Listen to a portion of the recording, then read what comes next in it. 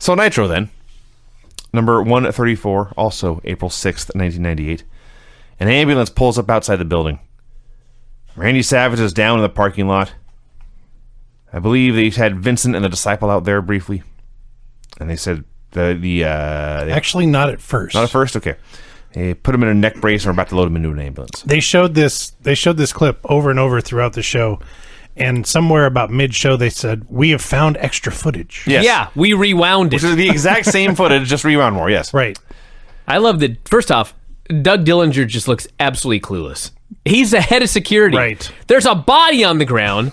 And One of your biggest stars. Doug Dillinger's literally like standing over the guy with his arms crossed, looking down like, it's fucking bad.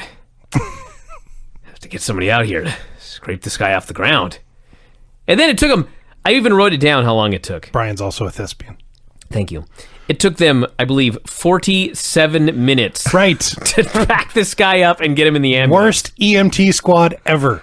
And jumping forward, since Craig mentioned it, when they rewound the tape, there's a Viper flying out of the parking lot. Dodge Viper. Not Randy Orton. Whoever fucking was driving this, I mean, it's swerving right and left. I mean, this is what almost killed Bret Hart, like, years later. Not only that, since you're bringing it up now, Yeah.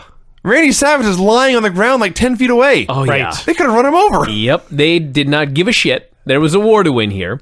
This fucking maniac drives out of here, and then, I swear to God, Vincent runs up, and he looks right in the camera, and he goes, NWO business. Yeah. So much for being a mystery. Yeah. I was like, what? You just committed a fucking crime.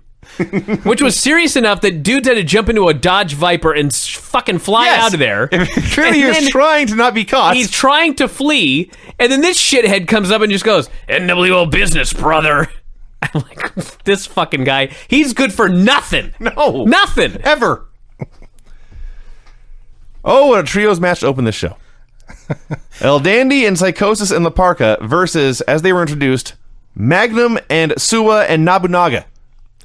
This brought back some great memories of being on the road to Cloverdale with myself, Brian, Matt Farmer, and Nick when Nick and Brian got into a massive discussion about who was better, Tokyo Magnum or Jeff Jarrett. And they went on and on and on. Well, clearly he didn't watch these two shows because the answer was fucking patently obvious that it was Magnum Tokyo. And Nobunaga, if you're not aware, is Shima Nobunaga with the worst haircut of all time.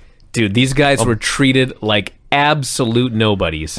They said they were three dudes who trained with Ultimo Dragon and they lived in Mexico. That's all they told us, and they were just bodies.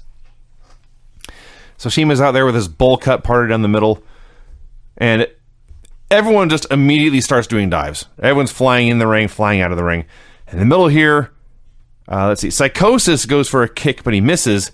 He accidentally punts his own partner, La Parka, in the balls. Think about that for a minute. How do you accidentally hit somebody in the nuts while you're trying to kick them? His partner, his opponent, moved out of the way to the side. He should have done a leapfrog. I guess. All I know is poor La Parka gets punted in the yarbles, and his response is to stand straight up, point an accusing finger at Psychosis, and teeter over like a tree. I laughed so hard. I laughed and I laughed and I laughed and I laughed and I laughed. So everyone hits a bunch of dives. Psychosis pins Shima with a leg drop. I don't know how to rate this as a wrestling match, but as gymnastics, it was pretty cool. And then Parker hits Psychosis with a chair afterwards. Sounds like a lot of matches nowadays. That's actually true. Were these guys from the Toriomon promotion, or I was trying to remember the names. I thought it was either Toriomon, but they later became Dragon Gate, right? Yeah. Yes. They were Ultimo Dragon trainees, so somewhere down that train. It was Toriomon then, I think. Yeah. Anyway, so Psychosis gets the win, but then Parka hits him with a chair afterwards. And El Dandy, who is their partner, looks at Parka and shrugs. Why did you do that? And Parka, to explain, he makes a kicking motion.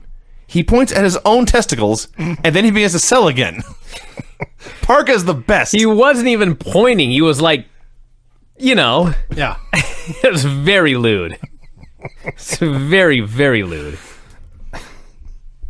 Disco Inferno versus Booker T.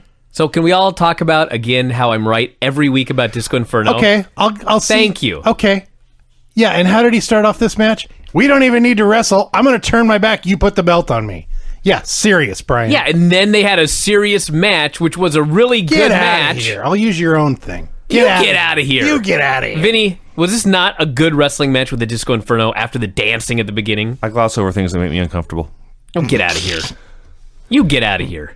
Why don't you should save that for you and Tom, all right?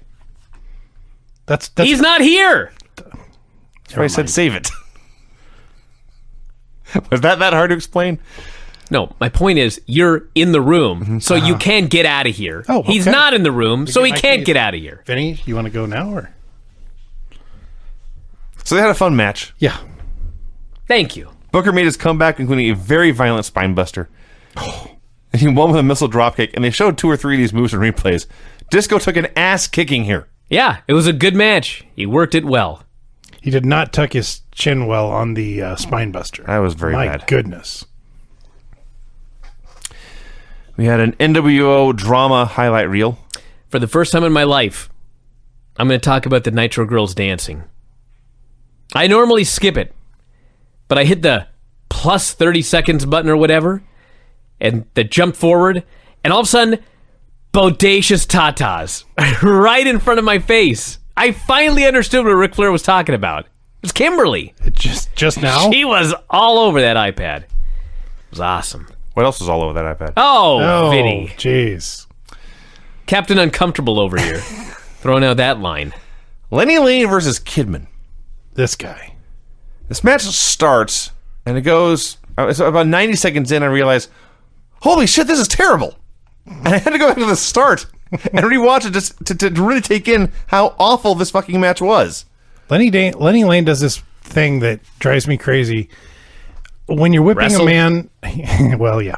When you're whipping a man into the turnbuckle or the ropes, you kind of lead them into the ropes, and then you take a stutter step, and then about a quarter of the way to the ring, you toss them, you whip them in. All right. Lenny Lane takes, I don't know, about 6 inches, and as ridiculous as it is to actually run the ropes that you're being thrown into, it looks so much more phony when you whip the man from the turnbuckle and don't actually use any force to do it. Sure. Do you know what I mean? So you're saying it looks fake. So you're saying he does like the luchadors do it? Absolutely. There you go.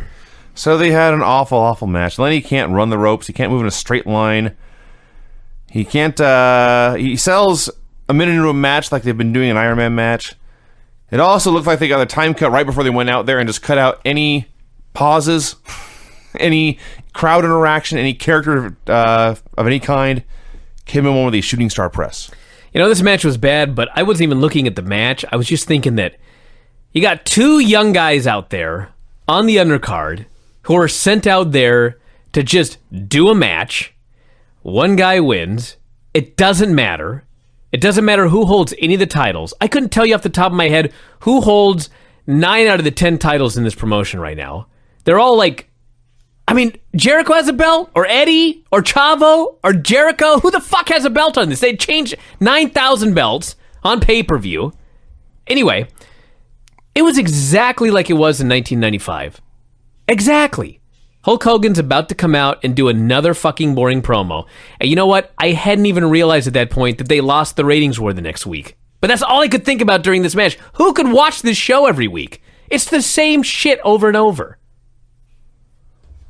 So Gene plugs the hotline, and he brings out J.J. Dillon to discuss Randy Savage's injuries. I love these interviews. So, as noted, we saw EMTs tending to Randy Savage for 45 minutes to open the show. Last we saw him, he had a neck brace on and was being strapped into an ambulance and taken away. And so Gene's question is, the question on everyone's mind, he says, how will this affect the Spring Stampede main event? Well, you know, Vinny, it's a very important question. So the question would be, will Randy Savage ever walk again? Yeah. Dillon says he's going to get to the bottom of what happened. He starts to leave.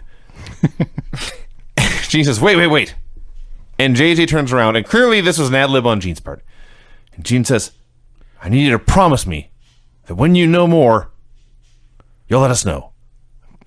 JJ says, you got it. He leaves. Yeah. Like, if we pretend that this is real. Did he think they're going to keep Randy Savage's condition a secret? No, it's just like, Gene and JJ had to have talked, right? Gene just doesn't go out and just call the guy out. You would think. He goes, we're here to get an update on Randy Savage. JJ, what is the update on Randy Savage? No update. I have no update on Randy Savage. Okay. But when you get one, will you tell me? Absolutely not. Why was this not done backstage? Why was this done in front of the people? What a bunch of idiots. Norman Smiley versus Conan in a very boring match. Norman Smiley had his trunks on the right side wedged in between his butt cheeks. Clearly you have forgotten Norman Smiley.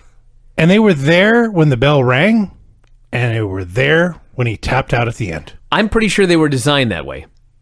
Only Norman on one Smiley side. Only had- on one side. This man wore the tiniest trunks ever. All the fucking time. If you notice it today, you're in for a long couple of years, dude. Every single match. So here we are nearly an hour into the show, and at random, they just announced, hey, the main event tonight is Sting defending the world title against Kevin Nash. That would have been something that might have got people to stick around. It may have. I think they may have mentioned it earlier, but... No, they I don't announced think here so. in a manner that says we have just gotten breaking news.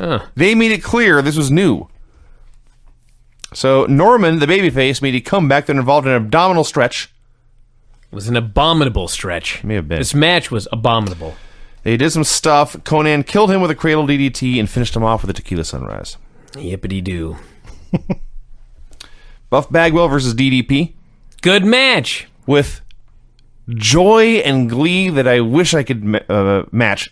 Buff Bagwell comes out and says to the camera, I got a new mustache. And he did. I love Buff.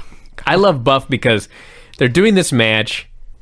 Raven is in the crowd. DDP foolishly goes after the guy. And Bagwell wins by countout. And Bagwell does not give a shit how he won. Joy. Why would He just wants his hand raised. He's screaming at the referee and thrusting his fist at the man as if to say, please, raise my hand now. And the referee raises his hand. He's so happy. And you know what? Great. Yeah. His job is to win and make more money as a result. He doesn't care how. He doesn't care where his opponent went. He's not there to compete. He's there to win. I love his offense when he kicks a man, stops and poses. And then he chokes the man. He stops and poses. He's awesome. Whips him in, clothesline, stops and poses. Again and again and again. And it's great. I like when he stops and it goes to the camera to mark out for himself. Did you see that? I can't believe how great I am. Bagwell's the best. So he's won by countout, but he declares himself the new U.S. champion, demands they present him with the belt, and as they're refusing to do this, Paige returns, leaves him out with a diamond cutter. I love that DDP was so mad that he got himself counted out, but then he just stopped going after the guy to come back in and give this guy a diamond cutter. I don't know. Wrestling's wacky. We're very, very close, by the way, to poor Bagwell breaking his neck and never being the same again. So here's where they had more footage of the Savage attack, including the Viper squealing out of control all over the parking lot, and Virgil and Disciple being there. I like that name, Decipher. I think I said Who is he this week? I may have said Decipher, which makes no sense. Decipher is a better name.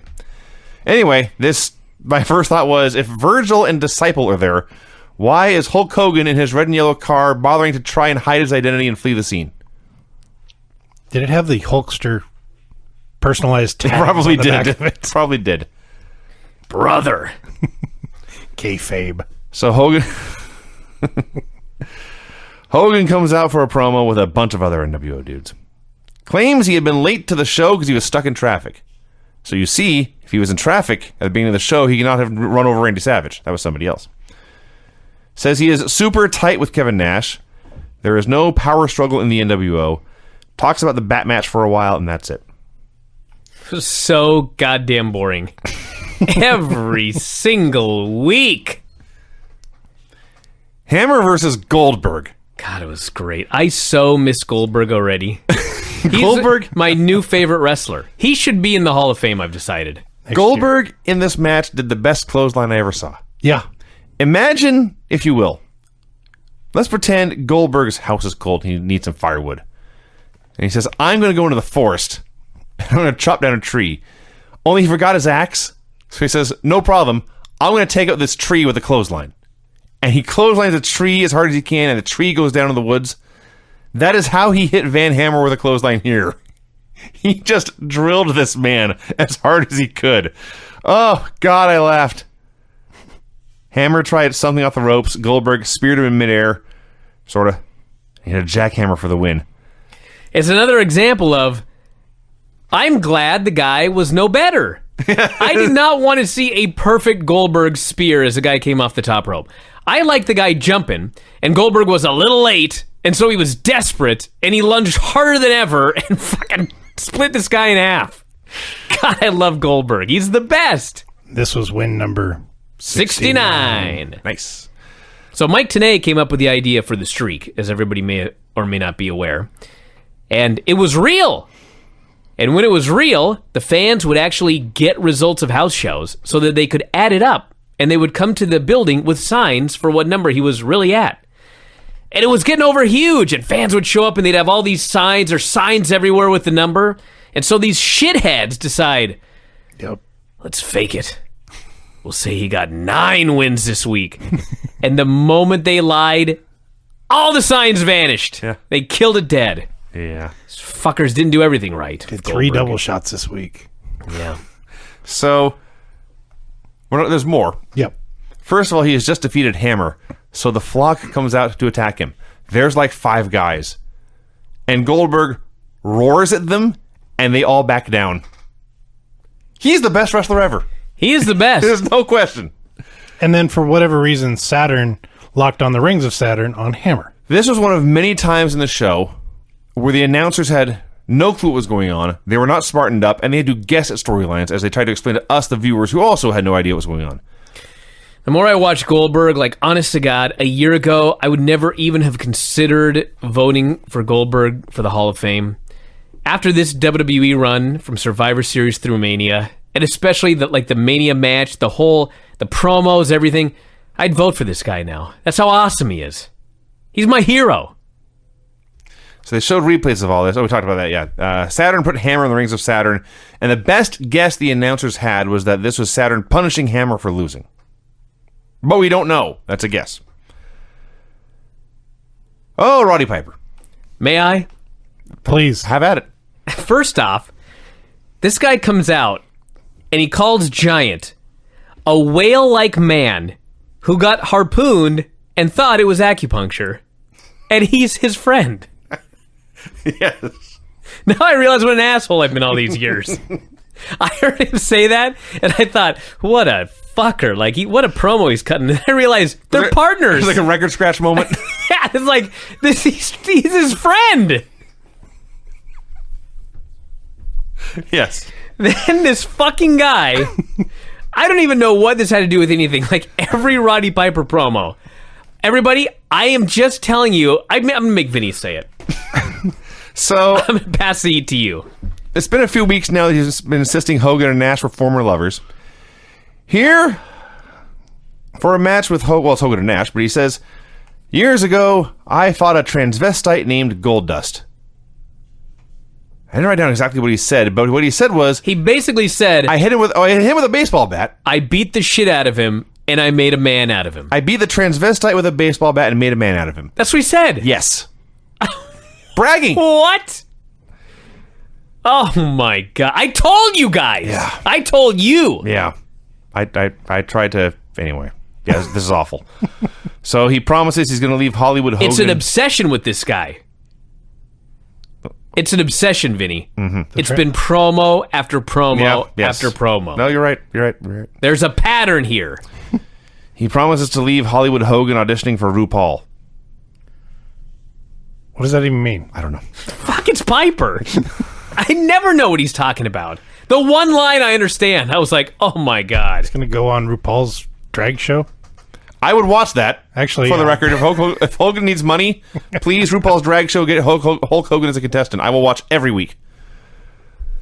Hey, you know who was great? Eddie Guerrero. Eddie fucking Guerrero. Every week. Eddie and Chavo come out for a promo.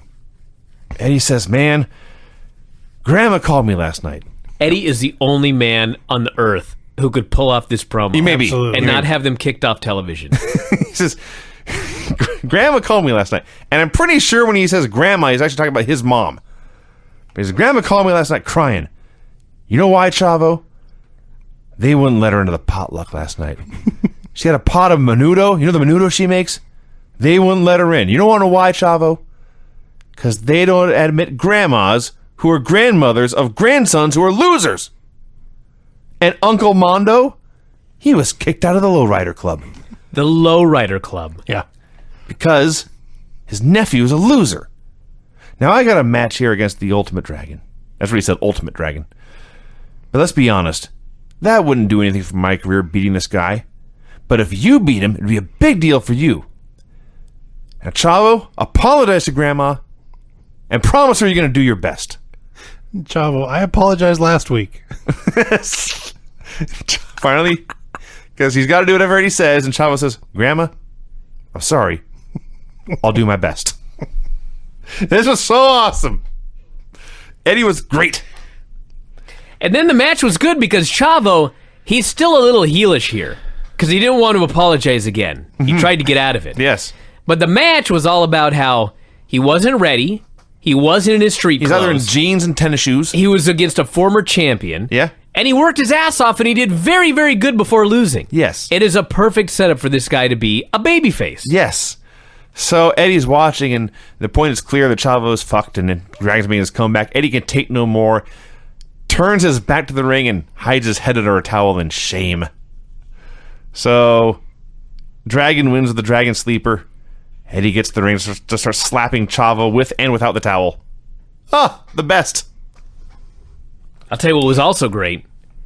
The footage of Gene Okerlund at the pay-per-view. What the hell was this? Berating Dean Malenko. You've never seen a bigger dick in your life than Gene Okerlund in this segment. This is, for those of you that only watch modern wrestling, and you see these geeks like Dasha, and these backstage interviewers who are just absolutely horrible asking robotic questions, Gene Okerlund comes out here after Dean Malenko has lost to the pay-per-view, and he's like, Dean, what the fuck's up, dude? You lost. He starts rattling off. You lost at Starrcade. You lost at Super Brawl. You lost here tonight.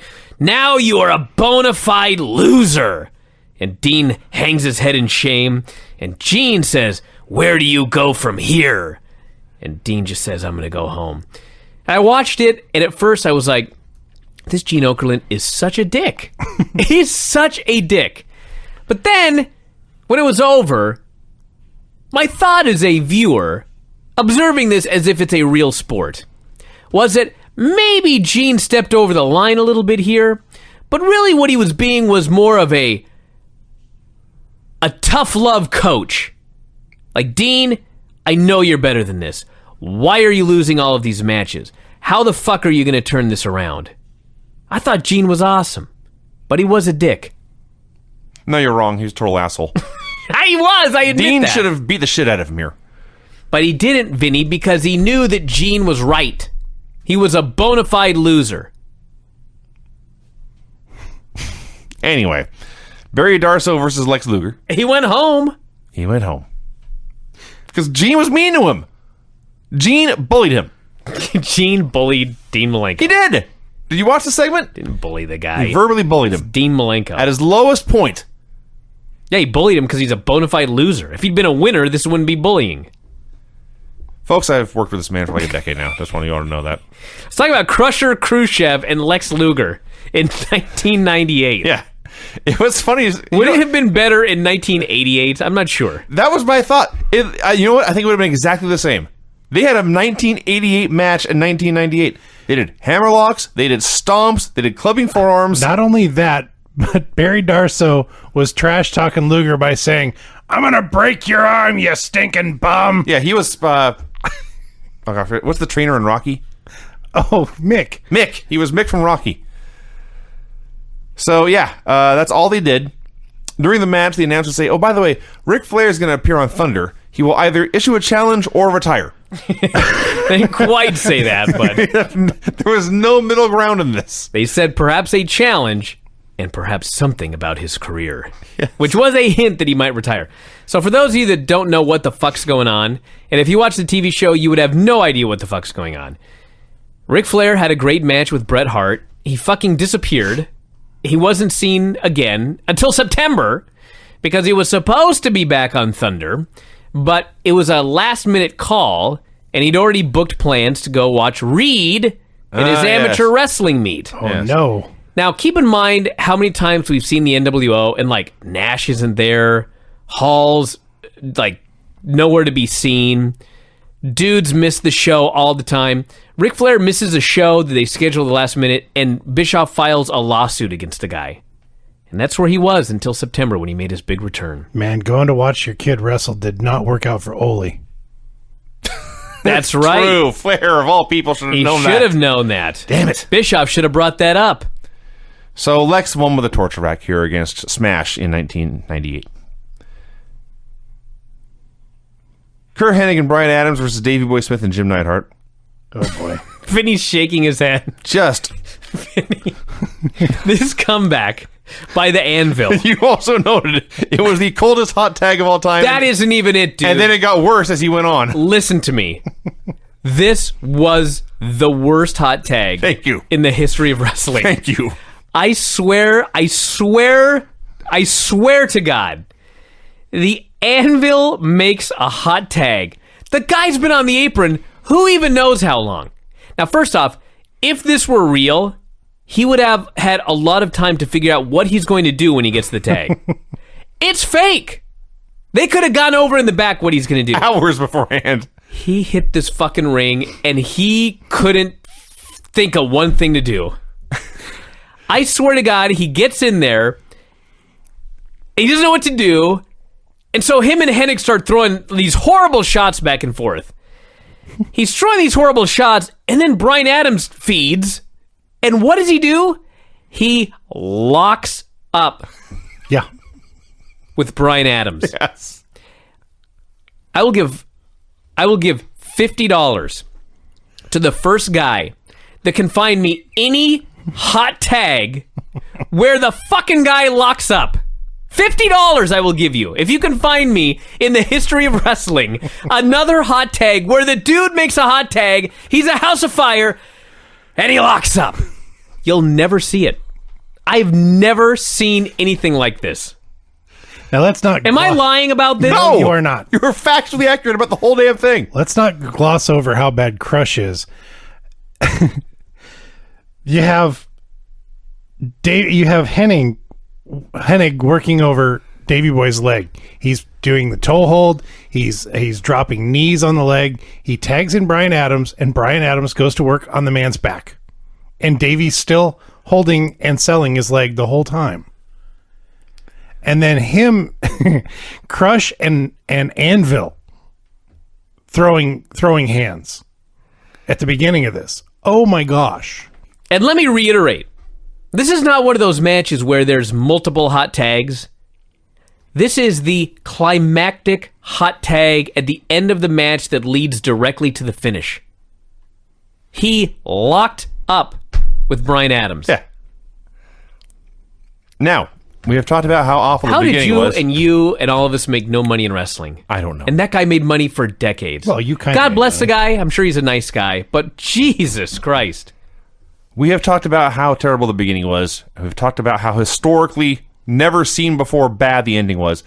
Let's not ignore how bad the middle was as well. They go to commercial in the middle of this match, and when they come back for commercial, Crush has Davey Boy in a bear hug, and the fans are all chanting boring. Mm-hmm. This is what greets you when you get back from commercial on this. Hennig wins with a perfect plex. They keep beating down the Canadian and the Englishman. Bret Hart runs out to make the save, and as I'm thinking, this is the exact same shit for the third week in a row, Tony Schiavone says, this is the exact same shit for the third week in a row. Not a quote, but what he said. I had to watch this in two parts, and this is one of the parts that I came back to. So I watched this match after I'd walked away from it for a few hours. And I watched the match, and I got all the way through the match. Bret Hart came out. I was like, oh, crap. I watched last week's. Because it was exactly the same. Yeah. No, you did not watch show last is week's. so bad. So, let's see. Chris Jericho comes out for a promo, dedicates the episode to Dean Malenko, begs Dean to come back, and he runs down Prince Iaukea and Juventud Guerrera. Juventud Guerrero does this match, and for the entire match, the announcers are trying so hard to talk about how Juvi lost his mask, but he turned this negative into a positive. He has turned his career around as a result of losing this mask. If only other people could turn negatives into positives the way that Juventud Guerrera has. Fucking guy does the match. He gets put into submission. He can't get out. His buddy comes and throws in the towel. And they keep pushing that at least he didn't quit. He never surrendered. It's like, this is the worst push. Push. This is his push. Yes, losing after every week. losing his mask. Yeah.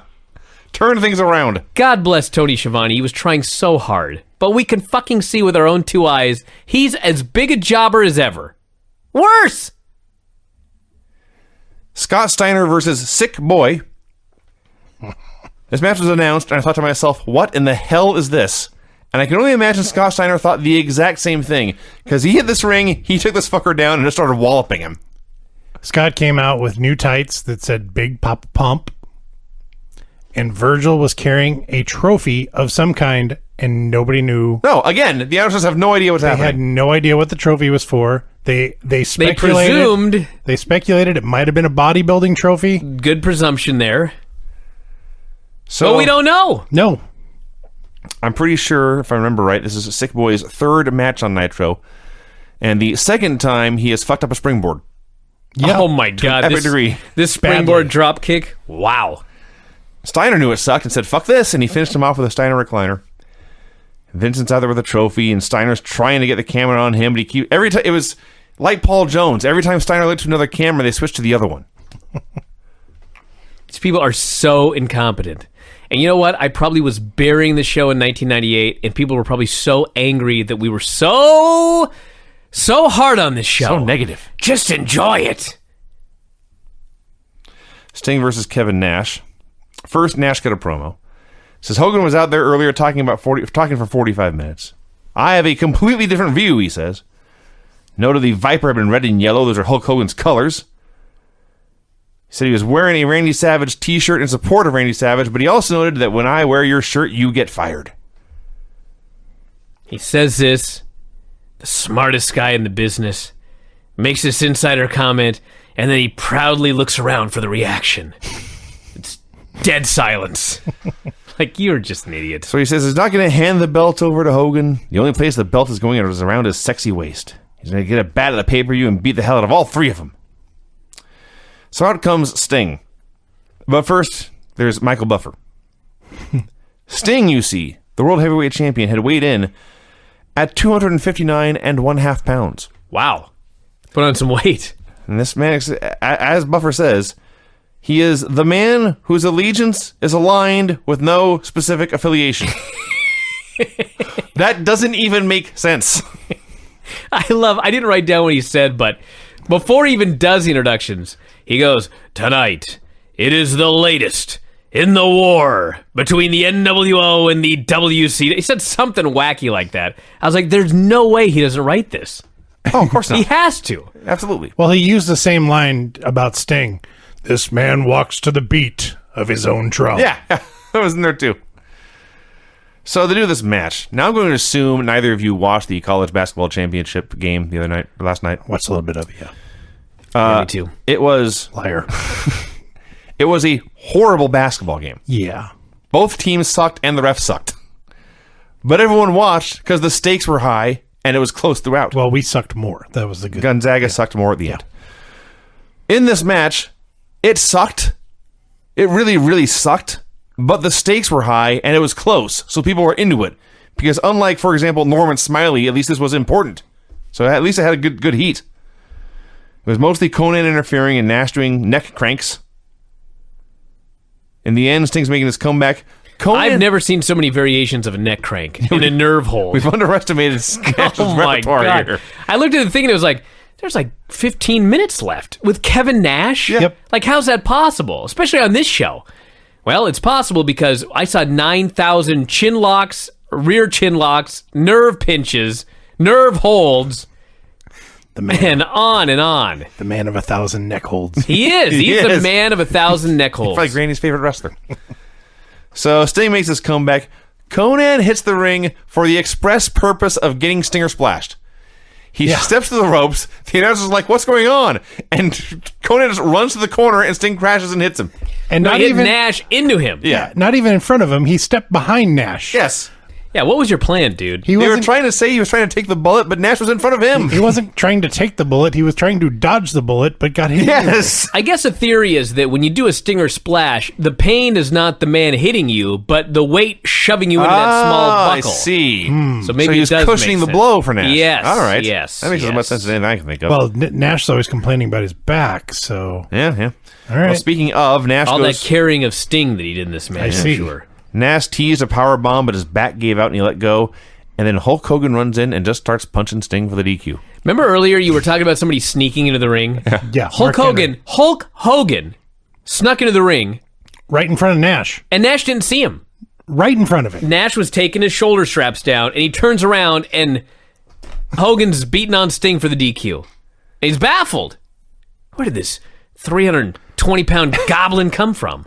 Nash was looking at 12 o'clock. Hogan snuck in at 9 o'clock Yeah. on a clock, Yes. and he didn't see him. There was a point when pre-NWO, but it was Dark Side Hulk Hogan. He's dressed all in black and feuding with a giant. And I forget what the setup was, but Hulk Hogan comes through the crowd.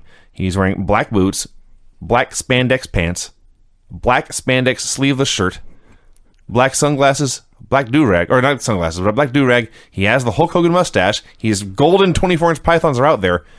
He's wearing a Zorro mask to hide his identity. It didn't work. They'll never know. That was many years ago. Remember the Hulk machine back in the old WWF? Yes. No, the machines. That was great. I watched one. It was like JYD machine and the Killer Bee machines. And the giant machine? They tried to do mass confusion. Yeah. But the referee looked at Junkyard Dog and said, "You're not Brian Blair." But he loves that story. I do love that story. And it is a good story. Have I told that before? Yeah. Once or twice? About 16 times. What about King Kong Wikipedia? Have I told that story before? Yeah, It's better every time. Okay. It's been longer since you've told that one. So anyway, so Hogan and Nash are bickering. Nash says, "I had that match won." Hogan says, "I'm just trying to help." And the camera is like looking almost over Nash's shoulder at Hogan. So Hogan's face is almost straight to the camera, but Nash is obscuring the other part of the screen.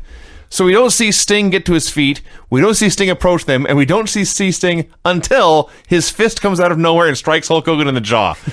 That was awesome. That was the best part of this whole show. So Sting fights back, and eventually he gets overwhelmed, and Piper and Giant make the save, and that's how the show ended. The show's off the rails, dude. This show is off the rails. I honestly didn't know until I started looking up this show that next week is the week. But my God, after watching this show, it's abundantly obvious why. This show is terrible. And you know what? It only gets worse. It does. And it gets a lot worse. So Nitro. Number 135, also, of course, April 13th, 1998. 135 of these are exactly like the first one. Yes. We'll recap it, but it should all be very familiar to you. Fit Finlay versus Scott Steiner. Okay, I got to ask about this. The very beginning of the match, Scott Steiner comes out, and Larry the Axe Hennig, Kurt's father, and Dick Rude, Rick Rude's father, who were friends, are standing there in the front row watching the show. Scott Steiner comes out, and he starts yelling at the Axe. And I'm thinking, the Axe's son is in the NWO, Scott. You're in the NWO. Yes. Like, what the fuck's going on here? So then one of the announcers says something like, well, I'm sure that the Axe is appalled at his son's behavior. And I'm thinking, okay, well, they're in Minneapolis or whatever. And so I'm sure Larry's supposed to be like the elderly babyface legend, and his son's a prick. I had that in my mind for the whole fucking show until the end when Kurt Hennig comes out, hugs his dad. They're on the same page, and Kurt's a heel and his dad's a heel. What the fuck was Scott doing here? Entertaining himself. I don't know. He seemed to be, and I'm saying this is by Scott Steiner standards, by the way. He was in a bad mood from the get-go. He's manhandling Finley in the ring, which is his gimmick, and Lord knows Finley can take it.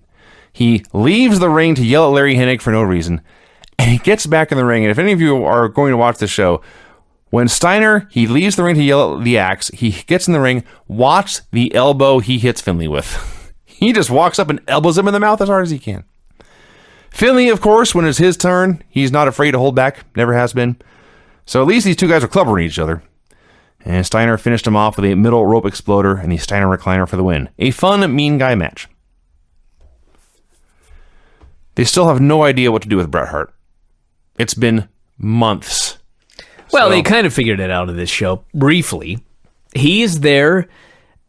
He thinks he's sick of talking about being screwed. Mm-hmm. Granted, I'm watching this with 19 years of hindsight, but will this fucking guy stop talking about the goddamn screw job? He doesn't like being screwed. If anybody gets screwed, he's going to be there. If anybody needs help, he's going to be there for him. What they did was they took what may have been one decent sit-down promo and cut it up into about 20 terrible short sit-down promos. Dude. He just kept coming back and he'd say one sentence and he'd go away. So let's repeat his claim here because this is important later. If any promoter tries to screw over a wrestler, Bret's going to intervene. He will not let anyone get screwed over by promoters. Remember that.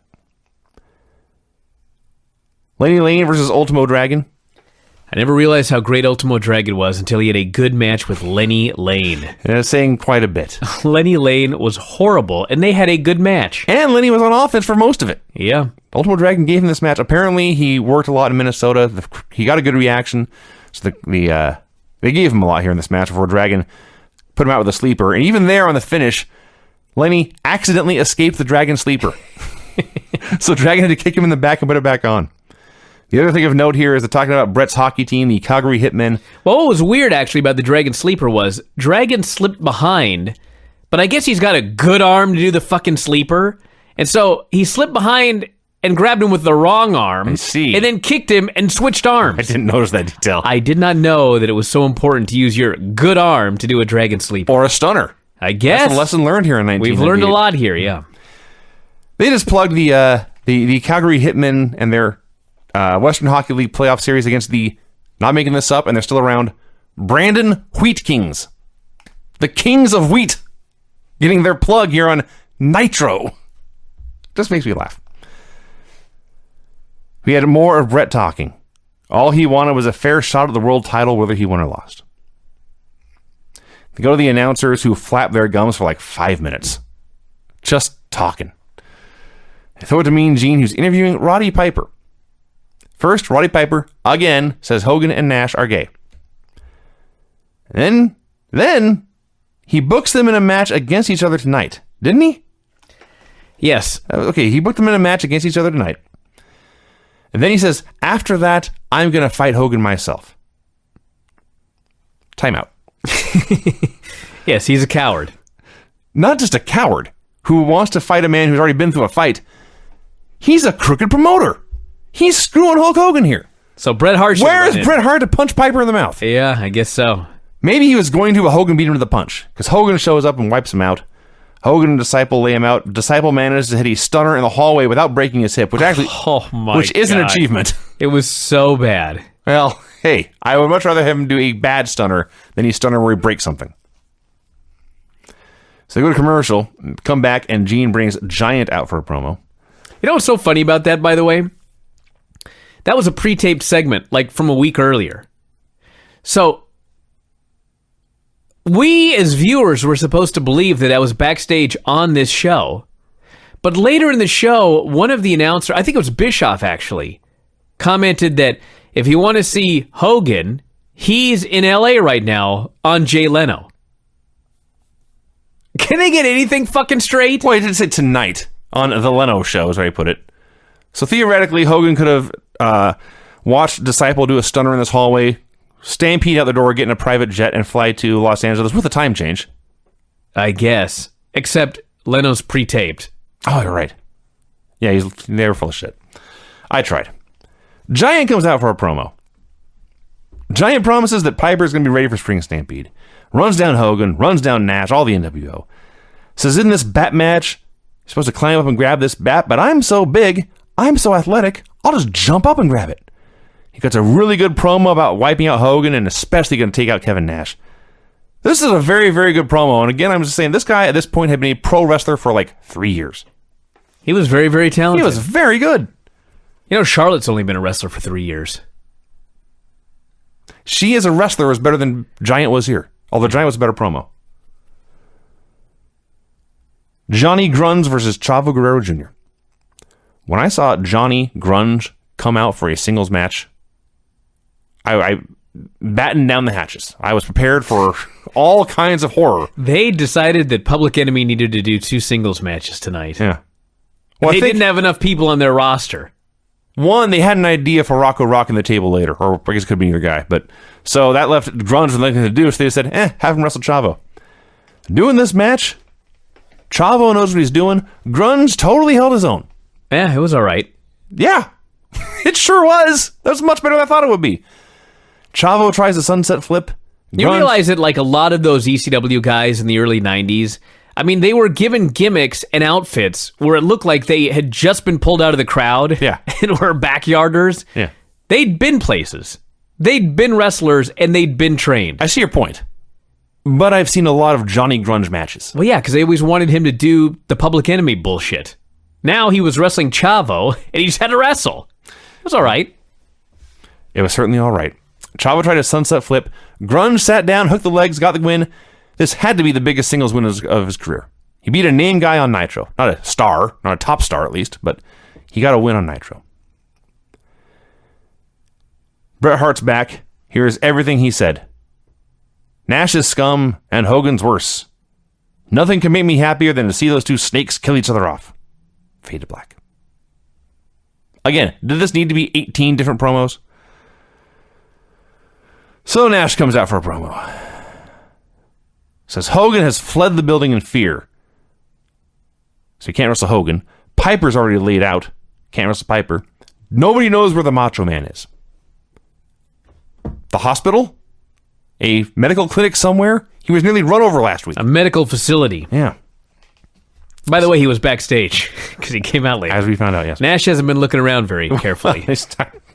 He may have literally, from where he was sitting, looked around, not seen him, figured he's not here. Nash got his revenge for Piper's gay joke. Had to tell one of his own. Yeah. Fucked it up. I'm not gay, you're gay. Probably thought it was so clever.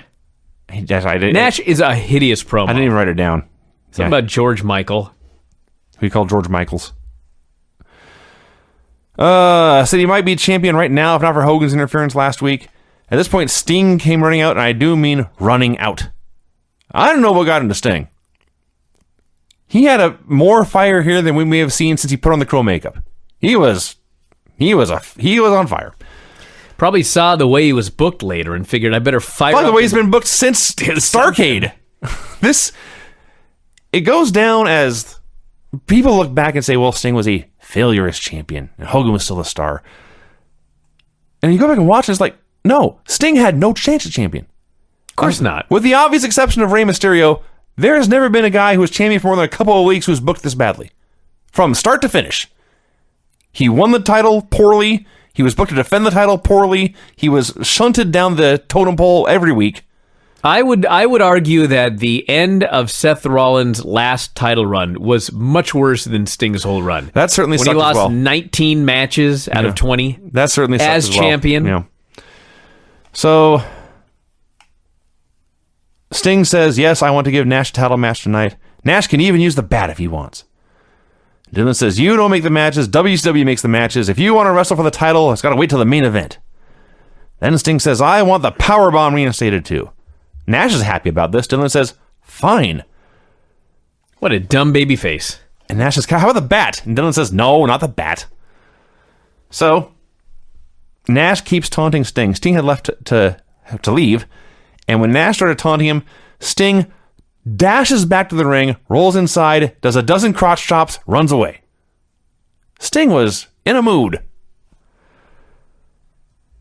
Glacier versus Chris Benoit. The Glorious. The announcers are talking about how Glacier had failed to live up to the hype of his big debut, which is true. Larry's claim, this just proves the inferiority of karate compared to pro wrestling. You know, it's so Pro wrestling funny. is strongest. It's so funny because Larry spends 4 minutes and 21 seconds, which is the length of this match, just going on and on about how you can't come into this sport and only do karate. You've got to learn how to wrestle. You can't be a wrestler and not wrestle. It's all about wrestling. He's burying the martial arts and karate. Wasn't Larry a martial arts expert like 2 years ago? Larry claimed to be his own black belt in both strong style and soft style. Okinawan style he knew. Exactly. Yeah. But man, now he's totally anti-karate. Yeah. Glacier did his best to match Benoit's intensity. It was a fun 4 minutes and whatever. And then Benoit caught him in the crossface for the submission win. I showed a clip from Thunder.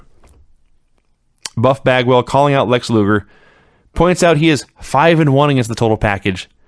Turns his back to the camera. Flares his lats to show the jacket he's wearing has a self-portrait on the back. So he makes his own face as big as it can be. And Tony looks into the camera and does the biggest eye roll you ever saw. Bagwell was great, everyone. He wasn't just a great character, but his match with Luger. We'll get to that. He's so... And it's almost over. I know. I think on Thunder after this, I think. It's like any day now. He breaks his neck. He's out. They fuck up his return. He's never the same. God, I don't know. Bagwell's had a lot of personal issues, and I don't know if it's a result of the broken neck and the pain or whatever. But man, this is like a major big-time tragedy that did not involve death in this business. And it almost did. With Buff Bagwell.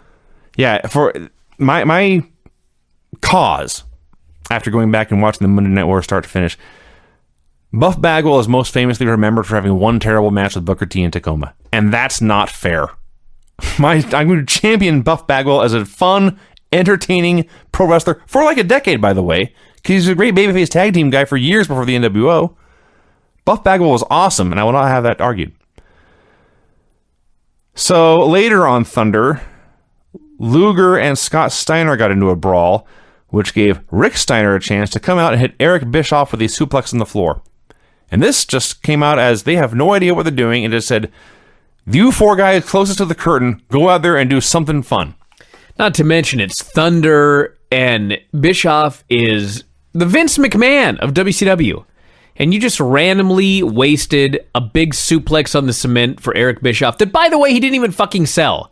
Like, he comes out later on the show, he briefly grabs his back, but then he's smiling and he just comes to the ring. What a fucking waste. Yeah. So here we are back live on Nitro, and Bischoff and Bagwell come out for a promo. Fan holds up a sign that reads, Roids Shrinked Nuts. I do not see Bagwell's appearance on Gigolos. If anyone can say what that has to do with him, I don't know. So Buff Bagwell, whose whole gimmick is that he loves his own physique so much, he calls himself Buff. He made fun of Lex Luger for flexing too much. Because he's the greatest. Because he's a hypocrite. He heals hypocrites, and he's awesome. Promises that Rick Steiner is a beating coming for the suplex he hit to Bischoff, but first he's going to beat Luger tonight. And here was where Bischoff added, Hogan would take care of Rick Steiner himself, but he has to leave to do the Leno show. And in hindsight, what a horrible plug. God. You get your top guy on a major network talk show, and you throw it out there halfway through the show at random? Yep. They did not know what they were doing. I'm not sure if you're aware of that or not. No, they did not. So we had Luger versus Bagwell. So Buff, it would be fair to say that he did 90% the same match every single night, but God, it was a fun match. And he ran wild early. He did all his wacky posing. And finally, Lex made a comeback and knocked him out of the ring. And when Bagwell got to his feet, Lex did his imitation of Buff's wacky poses. With the smile. It wasn't even the flexing. It was when he did the flexing and the stupid Bagwell smile. Yeah. I howled. There are things that we watch and we have forgotten. Jeff Jarrett's return as the Double J. Henry Godwin's entire career after breaking his neck. And then there's moments that I remember crystal clear 19 years later, and Lex doing this spot was one of them. Lex's wacky dance and his wacky pose and his wacky smile making fun of Buff, everyone laughing, and Buff getting mad because now they're making a fool out of him for flexing too much. This was so great. It's like one of those things like when Randy Orton did that giant split jump during his comeback. Yes, I'll never forget that either. You'll never forget it because it never happened before. And maybe happened one time after. It was so out of character. The fucking Viper. Yeah. He did a giant split jump and a babyface comeback. Not even a comeback. After the match. It was ridiculous. It's like a celebration. So they had a fun match. Lex dodged the blockbuster, made his comeback, called for the torture rack, and the place was going nuts, but he put it on, and Bischoff hit the ring and kicked him for the DQ. Lex, who was carrying a 250-pound man or bigger on his back, no-sold all these kicks to the ribs. Exactly, because a goddamn executive, when they kick a wrestler, the wrestler doesn't sell it. They look at him like he's a bug. Yes. They don't fucking sell for the guy. So Lex put Bischoff in the rack. Scott Steiner runs out. Rick Steiner runs out. And ordinarily, this would be a dumb DQ finish when they could have just, Buff Bagwell can lose. It's okay. But at least the way it was all done, you can see, okay, they're setting up a tag match. That's fine. Now, I don't think that tag match ever happened because I'm pretty sure Bagwell hurt his neck on the next show.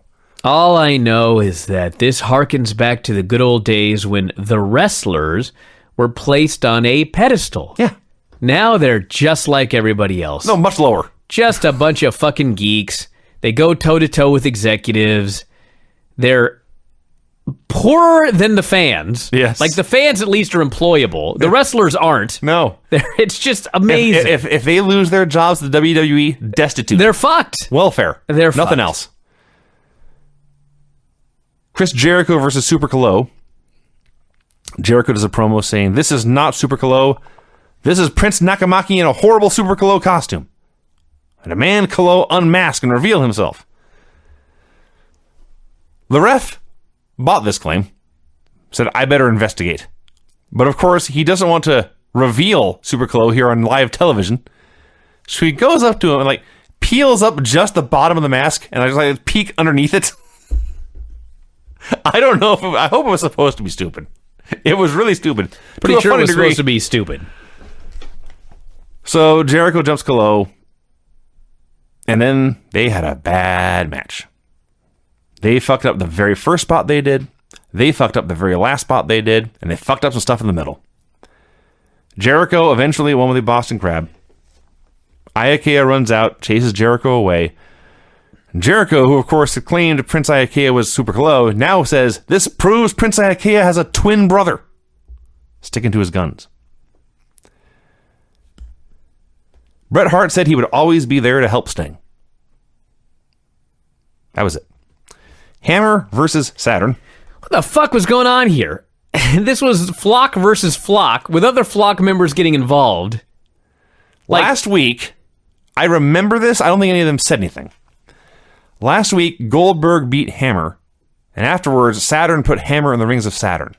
I remember that. Apparently upset he had lost. So I guess this was Hammer out for revenge? Teaching him a hard love lesson, I guess? No one gave a shit either way. No, nobody cared. It was stupid. They wrestled a while. Saturn hit the head-on suplex in the rings of Saturn for the win. And it was bad. It was bad. Rocco Rock versus Goldberg. Dude, Goldberg is amazing. He's so amazing. Breaking news. It is breaking news. I gotta remind everybody every week about how special Goldberg was and how awesome he was. He was the biggest star on this show. Mm-hmm. All he had to do was go out there and slaughter people in as sloppy a manner as possible. That's what made it magic. So the and Rocco Rock is a great body to be slaughtered He here. was a great lamb, yes. Oh, man. So the reason Public Enemy did singles matches is because they had an idea for a spot with a table. So Rock is getting destroyed, of course, but he's able to lure Goldberg outside and throw him into these stairs in the post and cut him off for a moment. Rocco says, "This is my chance," and he throws a table into the ring. He sets the table up in the corner, but as quick as he does that, Goldberg is back on his feet. So Rocco turns around, Goldberg spears him through the table, and then hits a jackhammer and wins. And everyone loves him. So Goldberg then calls out Saturn, who is coming down the aisle ready to fight. Raven runs out, moving as fast as I've ever seen him run. Oh my God. This! Some fucking fan wipes him out. And I mean, this fan wiped him out. Mm-hmm. Flew in from behind. Fucking took him down. And the weirdest thing was, they left the camera on it for a while. They cut to it. Security jumps in. The announcer's like, wow. Because I'm sure the announcers had no fucking idea what was going on. They probably thought it was part of the show. So they're commenting on it. They're handcuffing this guy. Raven rips his shirt off. He's ready to kick this guy's ass. And then they never brought it up again. Now, do we know for sure it was a fan 20 years later? Because I'm virtually positive. it certainly looked like a fan. The only reason I ask is because it was a big dude with a long black ponytail, and at some point in the near future, Raven does start teaming up or doing stuff with Canyon.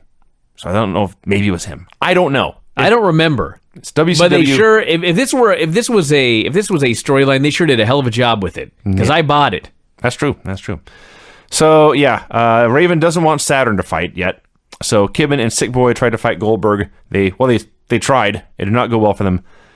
And the best part of all of this, Bobby Heenan, he goes out there and does his job every week, but it's just a job. Bobby Heenan loves himself some Goldberg. He should. Bobby Heenan has been around wrestling a long, long time, all over the place, and he knows that you do not find Goldbergs on street corners all the time. No, he flat out said, this is the man of the millennium. In 2000, all people will be talking about is Bill Goldberg. And he was right. He was right. I mean, he's hardly a prophet. It was fucking patently obvious. It was not. He was not alone in this prediction. I mean, the only one who couldn't figure this out. I mean, you could maybe say this place is so fucked up that they're going to screw up Goldberg. But I mean, if you had any faith whatsoever in these people, Goldberg was the next big thing. It was so obvious. Yeah. It's not like today where you look at the WWE roster today, and there is no Goldberg. There's no person that you look at and you go, that guy is the next big thing. If they just went all the way with this guy, he's the one that everybody reacts to more than anybody else on the show. No matter what he does or who he's with, they go nuts for the guy. There is no Goldberg on the roster today. Well, no, but there's almost never a Goldberg on any roster in history. That's true. He's very special. That's true. But even watching Raw, you could see that The Rock, and you could see Steve Austin. Yeah. And The Rock hadn't broken out yet. And you could see Goldberg here. You don't see nobody like that today. No, I guess not. Now, in the weird timing department, we've already seen Goldberg squash 3 men, really. Then they did a Goldberg video package. Yeah. It's pale in comparison. I presume that this was supposed to air before. I guess. But they fucked it up. Yeah. And it wasn't terrible, but WCW video packages were never that good. And this paled in comparison to what I had just seen Goldberg do. Had clips of dorks at a Nitro party, although I will say at least these dorks had some girls there. Yuji Nagata versus Kurt Hennig. All right, this show was in Minneapolis. There's no way that these fucking people thought there was any chance that Kurt Hennig was going to be booed in Minneapolis in a match with his father, the legendary Larry the Axe Hennig, in the front row facing Yuji Nagata. This guy was so over. He beat the shit out of Nagata. This was a 3-minute squash match. Just destroyed the guy. It was awesome. The best part is they drag him over to the father's, and Axe stands up and he pulls off his sweater. He's got a Hennig Rules shirt on. Yeah, Ole Anderson made that for him. Yeah. Probably did. Hennig won with the fisherman suplex. And then Rude handcuffs Nagata to the ropes, and then Jim Neidhart runs out to chase them away. Dude. Jim fucking Neidhart. We're going to see Kurt Hennig versus Jim Neidhart. I guess. That sounds just appalling. I mean, any match with Jim Neidhart sounds appalling. That's the problem. But the idea you've got Blanking Kurt Jim Neidhart Hennig is a on bad the show, recipe. who, when he's in a good mood, is awesome. You're going to put him in there with Jim Neidhart. Laparca versus Booker T. Heenan asks Shivani, have you ever worn a mask? And then before Tony can answer, he clarifies, in public. That was funny. Had a pretty good brawl. People were not much into it. And Booker won with the usual sequence: scissors kick, flapjack, spinneroonie, sidekick, missile dropkick, pin. Parker goes to attack Booker with a chair afterwards, but Benoit runs out, puts a stop to that.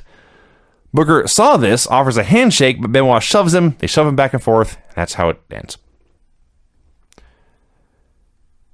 Raven DDP video package. And then we had Rage versus Page. Robbie Rage of High Voltage and Diamond Dallas Page. You know what I do love about Diamond Dallas Page is there are certain things that you see in wrestling. It's like nobody today wrestles like Chris Benoit. Nobody today wrestles like Eddie Guerrero.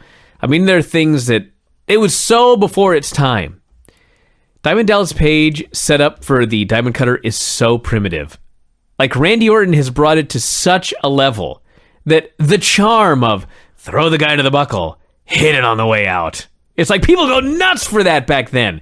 You look at it today and it's like, that would be a lazy day for Randy Orton. That's all he could come up with.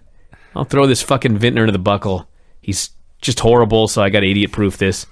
Bounce out and I'll hit it. Nothing difficult. I just like, Rage gets a minute or two of offense, so he says, I shall do a springboard splash. And it was good. It was huge. I mean, it was. There was one he did like months ago. It was a tag match, but he did a springboard like almost overshot and went out of the ring. I love it because his springboard splash, if you've never seen it, he gets on the apron, he does a springboard, he bounces like 30 feet in the air, Yes. and he never stretches out. Yes. It's like if you got on all fours, that's the position he's in the whole time, and then he lands on the guy. I've never seen it like this before. Yes. It's like he's afraid to stretch out. So Page wins. Raven comes out with a flock. Says it's all Page's fault. He spent 3 years wrestling in barbed wire and fire. And here's where the fan was at. Yeah, earlier when Raven came out, he just stopped Saturn, and that was it. Here is where Raven sends the flock out to brawl with Page, and as the flock is brawling with Page, here's where Raven is hit by the fan. So there you go. Conan versus Rick Steiner. Highlight of this was Steiner had DiBiase in his corner, who was still employed. Conan had Vincent in his corner. So they just had Ted DiBiase and Virgil renew their rivalry. That's all the fans cared about. Ted DiBiase just gave him a beating. Yeah. So great. Rick hit the diving bulldog for the win. A Sting, Savage, Hogan, Nash video package. And the main event for the world title, Kevin Nash versus Sting with a powerbomb legal. This match was so boring. The actual wrestling match. It was very slow. You could charitably call it methodical. Nash but is it was moving like a glacier. I would say more like a tree. Sting is just there. Nash would hit a power move, slowly stand up, pace back and forth a bit, hit another power move, pace back and forth a little bit. Swear to God, I'm watching this. It's a world title match. And of course, I don't give one shit about it because number one, it's boring. And number two, I'm just thinking, what's the NWO run-in going to be this week? What? I had no faith that there would not be a run-in. It's funny you should mention that because the most exciting parts of this match, the body of this match are, like every 30 seconds, one guy would jump up and look who see who was coming up the aisle. And this, of course, caused the fans, it's like a school of fish. They all stand and look at the aisle. So they look through the aisle, they're looking through the crowd, they're looking at the rafters. They know at any point there's going to be interference, and that's when the fun really starts. The match itself is boring. They were getting ready, too, because the moment Randy Savage starts walking down to the ring, it was an avalanche of garbage in the ring. Oh, yeah. And nothing had even happened yet. No. They were just like, God damn it, start throwing the shit now. So, let's see. Liz Talk takes, about how Sting got completely obliterated. Yes, Liz takes the ref. Savage hits Sting with his cast. Nash makes the cover. Sting did kick out of the cast shot. And I was trying to figure out why Savage would try to ruin his own title shot he's getting at the pay-per-view. Nash hits the powerbomb, makes a cover, but Bret's there to yank the ref out of the ring, and that's a DQ. And here... Yeah, because Sting was pinned. Essentially, yeah. Bret Hart For the saved second week in a man row. for being pinned in the middle of the ring by a move that he legalized that had Yes. otherwise been illegal. Yes. So the show ends with Sting in a crumpled, broken, pathetic heap on the mat as Bret Hart, by himself, beats up all the NWO. Everybody. Bret Hart single-handedly beat up every single person that was there in the building that was in the NWO. So Bret is clearly a bigger babyface than Sting. Piper and Giant are bigger babyfaces than Sting. Lex Luger is a bigger babyface than Sting. You could argue, due to dissension, Kevin Nash is a bigger babyface than Sting. Goldberg is clearly a bigger babyface than Sting. There may have been 10 guys who were more over as babyfaces than their world champion. This championship sucked. Not to mention, the show goes off the air with Bret Hart single-handedly beating up every single member of the NWO. In 2 weeks, it's Sting versus Savage. I think it's Sunday. I think it's 2 weeks. Okay. It doesn't matter. The point is, who could possibly fucking care? I don't know. This show's a disaster. It is a complete disaster. And Raw won. It certainly did. At the beginning of the end. So there we go. Is it just me, or was this episode of Nitro longer than WrestleMania? Oh, yeah. It went No, it forever. wasn't. It went forever. WrestleMania was and ever. 7 hours long. Now I realize it was only 2.5, but God, this took a long time. Especially the main event. I think the biggest problem is it peaked like just over an hour in. There was one awesome segment, and then there was just 2 hours of dragging. Anyway, Nitro 136, also April 20th, 1998. So keep in mind when we review this show that the week before, Raw had won. So Bischoff was thinking of all sorts of ideas to turn this war around. Yeah, let's go back and do what we did before. The idea was, let's just do everything old again. The idea was, for the first 32 minutes of the show, let's not have any wrestling. Well, that too. So they opened with clips of Kevin Nash and Randy Savage celebrating because Savage had beaten Sting for the world title at the pay-per-view. By the way, Sting, a forgotten man. Dude, he was not anywhere on this show. They never mentioned him, I don't think. I don't think I they have said his name. no idea where Sting is. If he hadn't been in clips from the pay-per-view, he wouldn't have been seen. No. Or mentioned of. No. He was gone. So Nash and Savage are celebrating. Hogan and the Disciple attack them. The NWO run out to separate them, and that was what we got here from the end of the pay-per-view. Dissension in the NWO. Norton taking Kevin Nash's side. It was taking the side of peace, taking the side of unity. Fair enough. Hogan and Bischoff come out for a promo. Hogan says, I am still leader of the NWO. I challenge Randy Savage to a title match.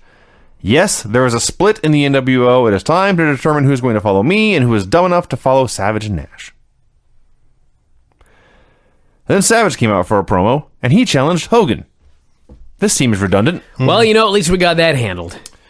So it was live TV. He could say whatever he wanted, and what he wanted to say is, here is the new leader of the NWO, and out comes Kevin Nash. Not Savage. No, not Kevin the world Nash. champion. Yeah. So Nash comes out in his tracksuit. Dude, this guy. It made sense later because at the end of the show he had to run to the ring. Yes. So it made sense he was wearing his tracksuit. Yeah. But God, he looked like a dork. Got the too small baseball cap on, so it's sitting on top of his hair. What is up with this guy? I don't know. Like, what is going on? He's on cruise control, man. He promises that last night will be step one in the end of Hogan's career. And that's really all they said. Yeah, 30 minutes we sat through all of this bullshit. Raven did a promo from a dark bathroom. Don't blame me, that's what happened. Said Goldberg was 74-0, but he's not going to get to 75. I beat DDP for the U.S. title, and I'm going to beat Goldberg too.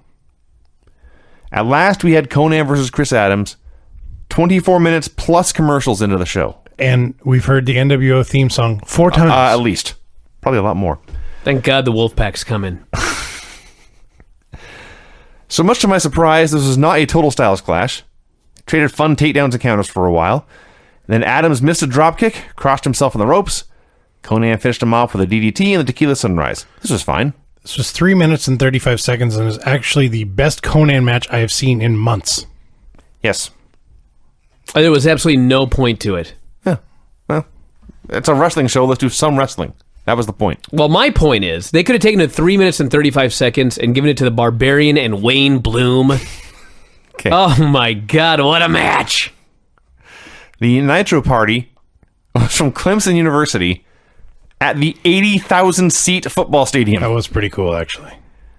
Kinda. Well, they had the wrestling on the big screen. They had the big screen there and probably 79,700 empty seats.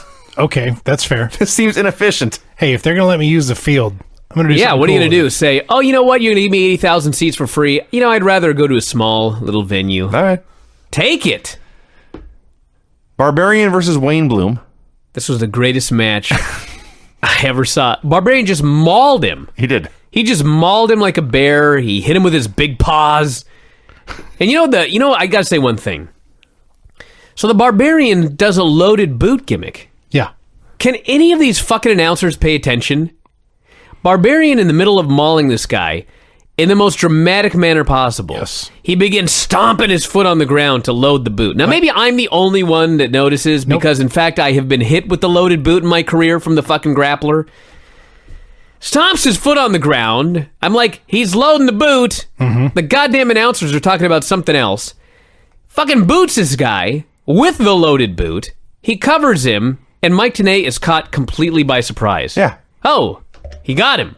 Well, he got him in a minute 16. It doesn't matter. He loaded the boot and booted him. Of course it's a fucking finish. Yeah. What do you mean, oh, he got him? Pay attention to Yes, the match. it was a great call of Barbarian makes the cover, and that's it. That is it. He was totally caught off guard. I love the Barbarian. Oh, sure. He Absolutely. looked weird tonight, though. He had a weird body. Is it just me? Like, his head was weird. He was in the ring with Wayne Bloom when you're talking about Barbarian's weird body. Body was weird. Like, his head was too big for his body tonight, or his body was smaller, or his haircut was shitty. Are you implying his head has grown? There's something weird about the Barbarian. I don't know what it was. It's very good, Larry. He won the match with that haircut. Hey, that's better than whatever they were fucking talking about, which wasn't the match. Raven was still in the bathroom. He laughed and promised that Goldberg's streak was over.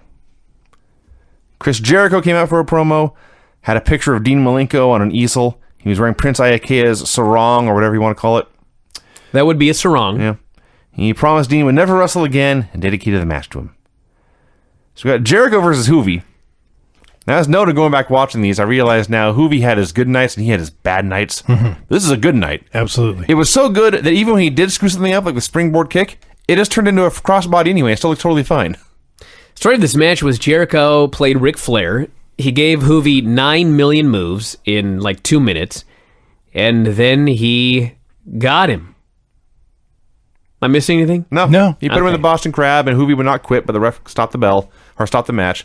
And Jericho releases it, and Hoovy is lying unmoving in the ring. And Jericho looks into the camera, and keeping in mind it's 1998, he gets off, and oh my god, I killed Hoovy. Hoovy's gimmick is he never surrenders, so He just dies. for the last 2 weeks he's died Yeah, to this death is in the ring. This is how they're getting him over. Sure. After he lost his mask. Yeah. You're gonna go in there. You're never gonna quit. You're never gonna win, but you're never gonna quit. You'll get over. Chris Jericho continues to get more awesome every week on these old Nitro shows. I wanted to bring back it's not quite a goose step, Yeah. but he had a silly walk in this match. It was a mongoose step, Sure. like Mongoose McQueen. There you go. Yeah, we need to bring that back. It's Moon Goose McQueen. My bad. Yeah. Okay, Raven versus Goldberg. This was so awesome. It is amazing in the middle of such a horrendous show. Horrendous night. In the middle of, quite frankly, such a horrendous wrestling war. Yes. That there's one thing that no matter what, they just can't fuck it up. No. I don't even know how. Like, there's nothing that you could have done in this match that you could have done better. So they had Michael Buffer doing intros. He noted that Goldberg's hometown was unknown. His weight is unknown. But his win-loss record, we all know. And he thought this line was so clever. And we're I all love the idea that you can have an unknown weight. Like, they're rating one fucking scale on any show in any building. I love the idea that of all the people on the show to not know the hometown, not the Barbarian, not Hugh Morris or well, maybe Psychosis. all of those guys, Vinny. Maybe. He didn't have an opportunity. I guess. He had some weird hometowns for the Faces of Fear. That's true. But they have talked about Goldberg playing football in Atlanta and college football in Oklahoma, I think. Well, we only know he played there. We don't know where his hometown is. It's really easy to find the hometowns of college football players. No, it's unknown, Vinny. Come on. It's very easy. I think the weight's really easy to explain. Goldberg, will you please step on the scale? Nope. No. No, he's from Oklahoma, played college football at Georgia. That's right, I remember now. Point being, Michael Buffer's an idiot. That's what you got out of this? Well, it was reinforced. So people were just ballistic for Goldberg, even before the start. Raven showed no fear. Raven draws a line in the sand with a belt and says, "Let's go, fucker." What an idiot. It's not his, What an idiot. not his smartest move. No.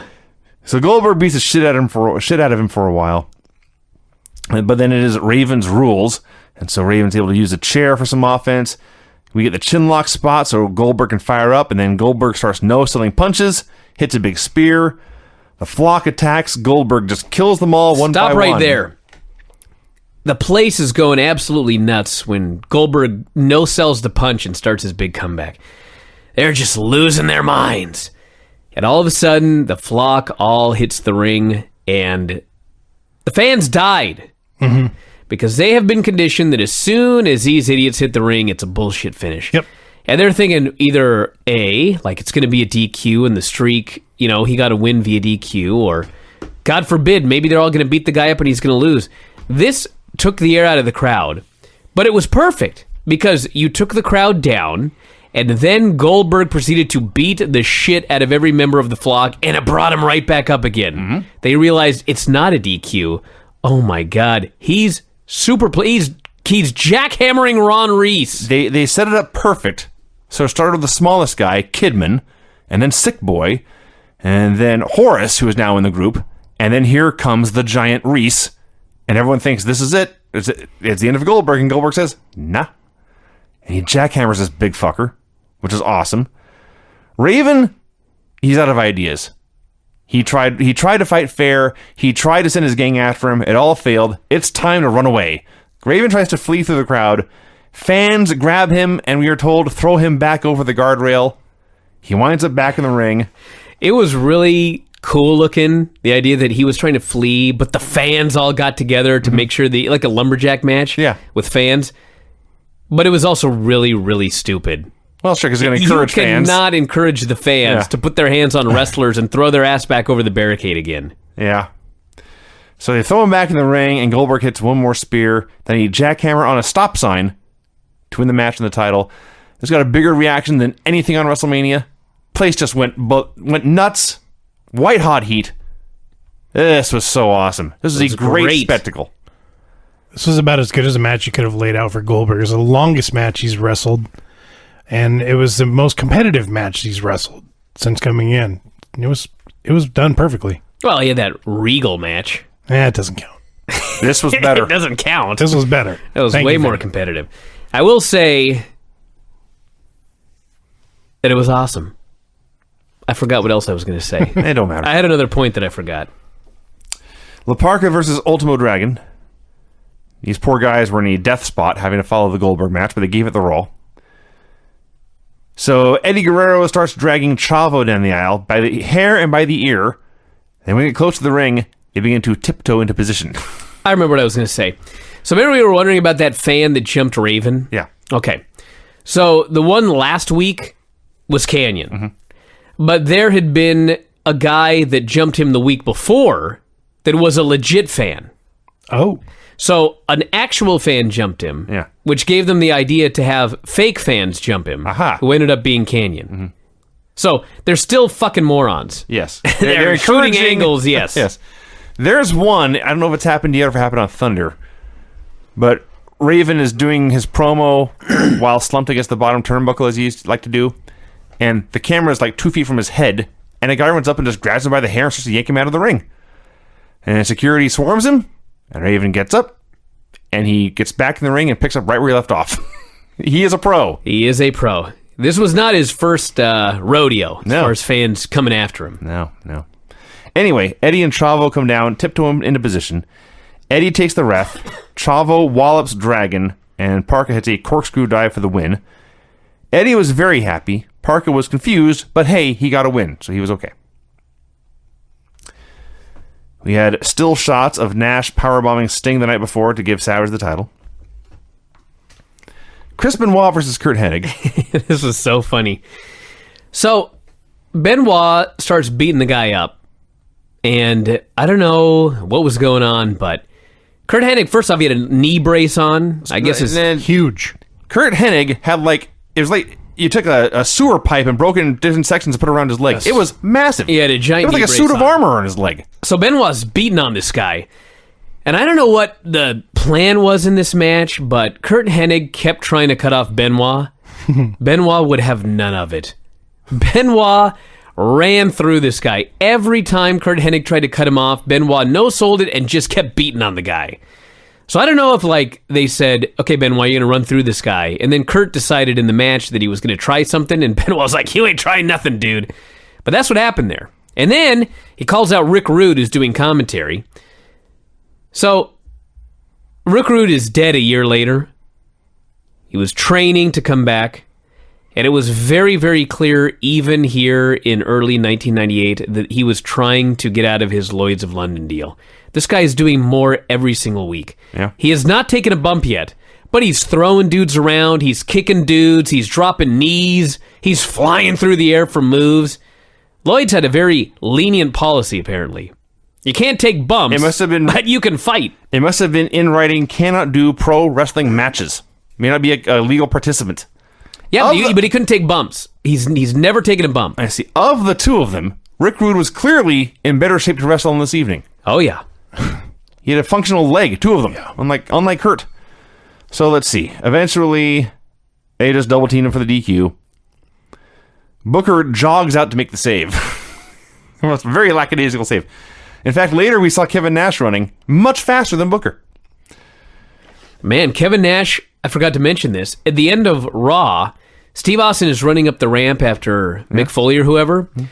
Kevin Nash ran better than Steve Austin. That's also true. I couldn't believe it. So Booker jogs out to make the save, and the heels leave, but Benoit does not appreciate this. He warns Booker to stay out of his business, and then they started brawling, and they brawled to the back. Okerlund brings Roddy Piper out for a promo. Piper says, My favorite. in the bat match last night, Hogan made his life miserable. So tonight, I'm going to make Hogan's life miserable. How is he going to make Hulk Hogan's life miserable? This again. Yeah. In his world title match, he's going to make it no DQ. So it's going to be a fair fight for the challenger. He also promises no one will run to the ring. Okay, we'll get to it later, but if you can do that, why isn't that the rule for all matches? Well, as we found out, you can't do that. You can't do that. No DQ match, you idiot. Yeah. Well, you could do it if you do something else to ensure that there's no run-ins. Put a giant gate on the while. I don't know. You know, honest to God, I don't know, but I watch these Piper promos, and sometimes I think, this guy just comes out and says whatever the fuck he wants to get a pop. I'm quite certain that's true. Yeah. Like, really, they wrote it into the storyline that Roddy Piper was supposed to come out and announce that no one was going to run in the main event, that they had a planned run-in for. 5 of them. I mean, this fucking guy had to just go out on his own. I mean, maybe he was supposed to say no one from the NWO could run in, because then at least it makes sense, because Bret wasn't an NWO member. But the way he said it, nobody can run in. How do you explain Nash then? I explained Disciple. Thank you. It's all stupid. It's incredibly stupid. Not to mention, Rowdy's mad at Hogan. So he makes it no DQ, knowing that the NWO can run in and do whatever they want because help. there's no DQ. And help Hogan. He also makes it no time limit. So Hogan doesn't have to worry about going to a draw. It's ridiculous. Then, after doing everything he can to tilt the odds in Hogan's favor in the match, he says, and after that, you're mine, Hogan. So he's going to make Hogan fight the World Heavyweight Champion and then beat him up. Oh, maybe. Yeah, he wants to pick up the pieces. Yeah, he wanted Hogan to have the title so he could take it off. I guess. This is stupid and made no sense. Right. Hammer versus Saturn. This was the longest 4 minutes of my life. There's no way it's only went 4 minutes. 4 4:08. minutes and You 9 had to fast seconds. forward. 4 No. minutes and 8 seconds. If you told me 4 hours, I'd have believed you. Yep. It was bad. They brawled. They brawled up the ramp. They got counted out. Fuck off. And why is Saturn growing out his hair? That's a good question, too. They repeatedly... You know, I was wondering why his hair looks so horrible. Because he's usually bald. Now I figured it out, yeah. It was hideous. Yeah, it's really bad. Didn't he He's have, like, growing it out, but he's balding. Right. So he's growing out a bald spot? male pattern baldness. Yes. Like, what the fuck are you doing, dude? He has a hole in his haircut. Didn't he, when the Eliminator started, didn't he have the haircut Nakamura has now? Yeah, he had Something like kind that? of a mohawk kind of thing. Yeah. Public Enemy versus Scott Steiner and Buff Bagwell. This was amazingly okay. Yeah. Yeah. Well, hey, I talked about grunge as a singles and how low my expectations were. He did some stuff in this match. He did the funniest, fattest double bulldog. Yeah. They did something, but they're facing the wrong way, and he runs up, and it's nice to call it a bulldog. He leaped high in the air and sat on his fat ass, and the other two guys fell down next to him. That's what happened. It was ridiculous. But yeah, I know Public Enemy knows how to do tag matches. I love Bagwell. Steiner knows a thing or two about doing tag matches. This is all very fun. So, in the four-way, they go to put Bagwell through the table, but as in every other WCW Public Enemy match ever, they go through the table instead. So Steiner goes to put on the recliner, but Buff says, no, I want to hit my blockbuster instead. And Steiner says, okay.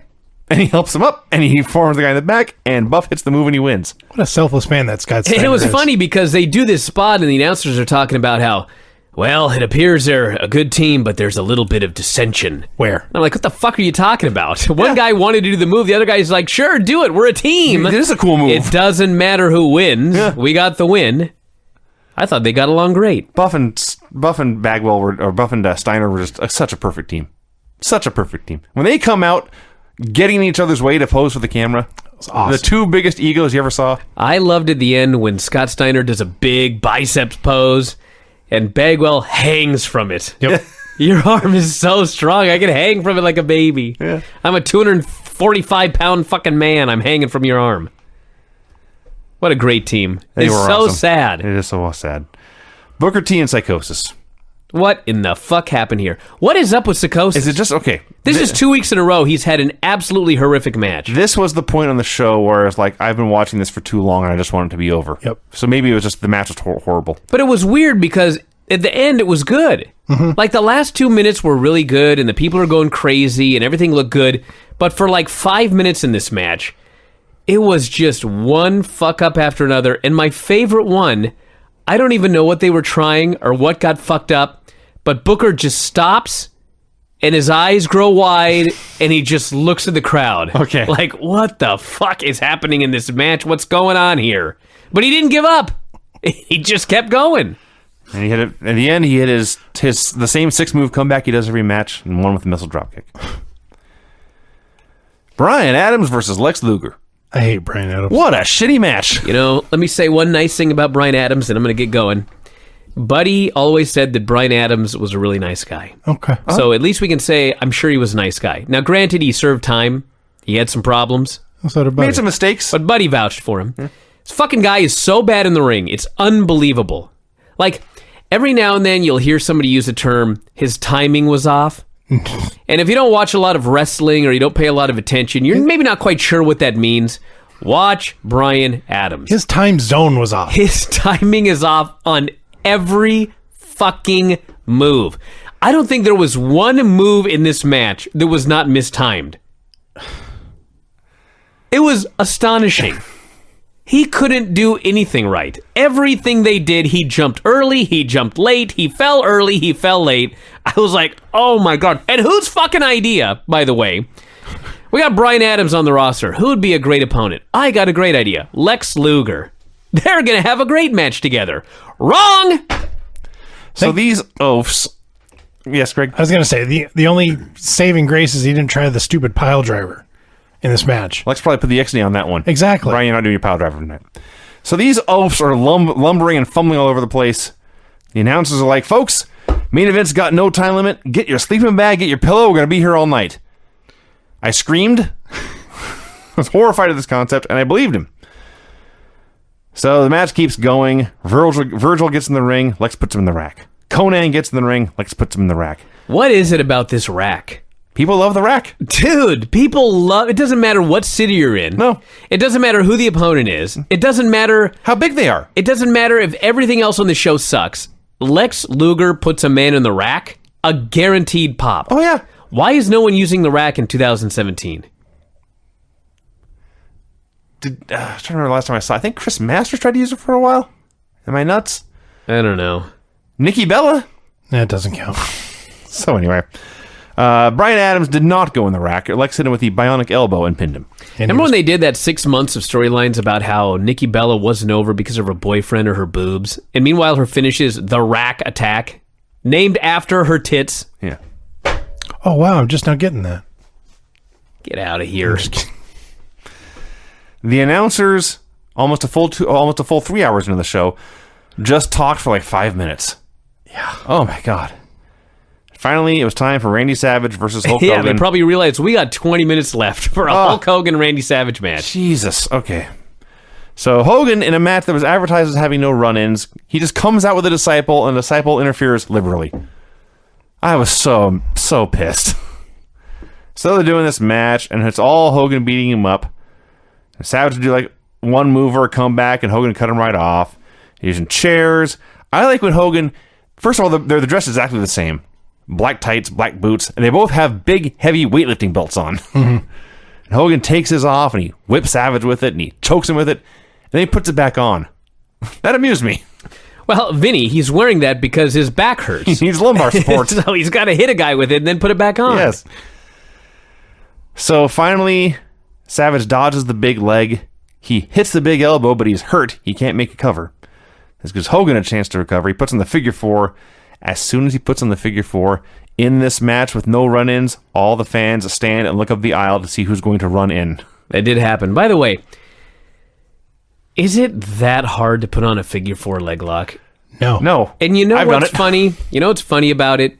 He applied it correctly. Yeah. And he still fucked it It up. still just sucks. Now, normally, he can't even apply it correctly. spins My the wrong favorite way. is he does the spinning toe hold, and then he puts the bent leg under the straight leg. Yes. That's a classic. He's tried this so many times. He's fucked it up over and over again. He finally got it on right, but he still got it on wrong. He was so far away from the guy that he could barely get his leg over. It's just all fucked up. Like, how can you not do a figure four leg lock? I have legitimately seen Anderson Silva do a better figure four than Hulk Hogan. It's one of my favorite stories, by the way. That video where Anderson Silva was showing that figure four leg lock. I was on, I've told this story before, but I must repeat it. I'm on like MMA fighting or whatever, and there's a video of Anderson Silva at a seminar, and he's showing how you turn the De La Hiva guard into a figure four leg lock. All right. I'm like, man, look at that. That's fucking awesome. So I swear to God, I went to class that night, and Wang puts me in a De La Hiva. Oh. Wang, I swear to God, in his life had never done a De La Hiva ever. I don't know why he did this. And I looked down at it and I was like, all right, fucker. I put him in a figure four and submitted him. The fucking proudest moment of my life. And later I was like, Wang, you have never tried a De La Hiva in your life. Why in the world, of all days, did you just randomly decide to try a De La Hiva guard? And he goes, I was watching this Anderson Silva video and I thought I got to try this. And I was like, that was a setup for you getting submitted. Oh, Wang. One of the proudest moments of my life. A shoot figure four leg lock. So Savage makes a comeback, throws down the ref. Disciple hits the ref with a neck breaker With the belt. with the belt. Oh, no, that was later. Savage. They double team Savage to death here in this match with no run-ins. Fans, the only people who remember Sting as alive, start chanting his name. Hit a belt-assisted stunner, and finally, after like 5 minutes of double teaming, after a match full of double teaming, it is time for Nash to run in. Can I say one thing very quick about the Disciple stunner? I said it before about the figure four. I'll say it about the stunner. Is it that hard to do a stunner? He fucks it up every single time. You know, I remember the one like 2 weeks ago, he hit Piper with one in a hallway, and I gave him a pass because it's a hallway, and you don't want to hurt yourself. But yes, he is the worst stunner in the world. And I love the idea. They came up with the idea of, I'm going to put the belt on my shoulder, and I'm going to put your head on my shoulder.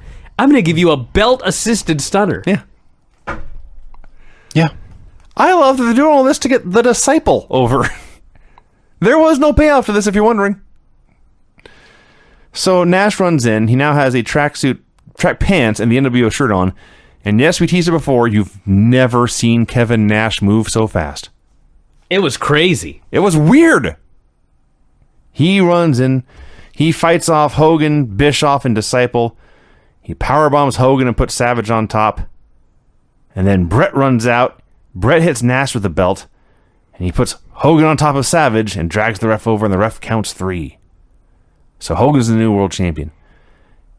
Piper finally runs out when he realizes, hey, I promised no run-ins, and there's been like 8 of them now. It was so funny watching him come down the aisle and looked just so hurt and confused. Shaking his head. Bret, no. I said nobody could run in. Yeah. I can't believe it. So Piper gets in Bret's face, and Bret tries to blow him off, but Piper won't leave him alone. So finally, Bret drops him with a punch, and he smiles. So the story there is Roddy Piper was supposed to say, "Why, Bret, why?" Aha. Oh, okay. They were going to do a Montreal screw job on both fucking shows, unbeknownst to each other, by the way. Piper couldn't remember that line. Oops. Why, Bret, why? Well, I'll tell you why. So Bret waited, and he waited, and he waited, and he waited, and he waited. And finally he realized, this fucking guy can't remember why, Bret, why. I'm just going to punch him. Yes. And then when he did, Piper fell on Macho Man's bad leg. Yeah. The one right on it. One they've been working over the whole match. So the show ends with Bret in the ring and Nash, Piper, and Savage down. So you see, in their mind, Hogan was being screwed by a dirty promoter. They think Piper was screwing Hogan by putting him in a title match and making it no DQ and no time limit. And Bret had promised he would never let an evil promoter screw a wrestler again. So that was their reason to have Bret Hart turn heel. Now, why did they feel the need to have Bret Hart turn heel? They signed him fresh off Montreal. Should have been the biggest anti-WWF, anti-Vince McMahon guy they'd have going. He did, I believe, 2 matches, and they're out of ideas. They've run out of stuff to do with him. Well, believe it or not, they had an idea, which never came to fruition. Apparently the idea was Bret wasn't supposed to necessarily turn heel. Bret wanted to win the title from Hogan. I see. So he had to get the title on Hogan. It's bullshit. It's horrible. Yep. Well, this was a much more exciting show than Nitro. Both of them. Yes. It's the same show every single solitary week. There's one exciting thing on it, and it's a green guy who's out there having sloppy matches. It's awesome. That's all it is. And then Should we just talk about Goldberg and go home?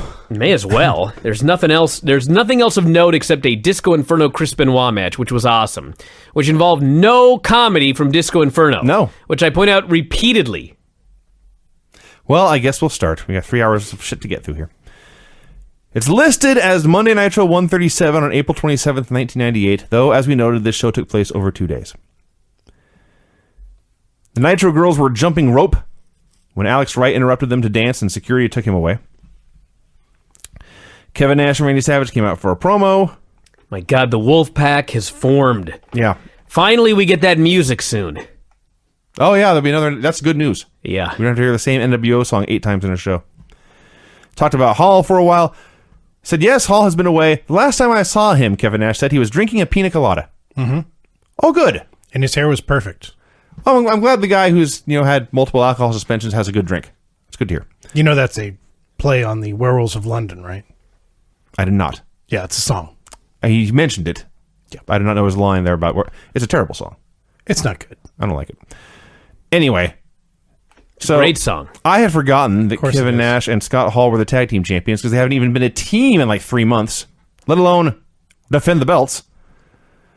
So he says he and Hall will defend the tag belts against Giant and Sting. Says Randy Savage is a member of the Wolfpack. He called out Bret Hart for hitting him in the belt last week. Quoted Tombstone. Said, if you're the sheriff, I'll be your Huckleberry. Savage runs down Bret. I have no idea what Savage said. Something about Hulk Hogan being the bomb. I don't know. They brought out Conan to be the new member of the Wolfpack. Keep that in mind for later. Mm-hmm.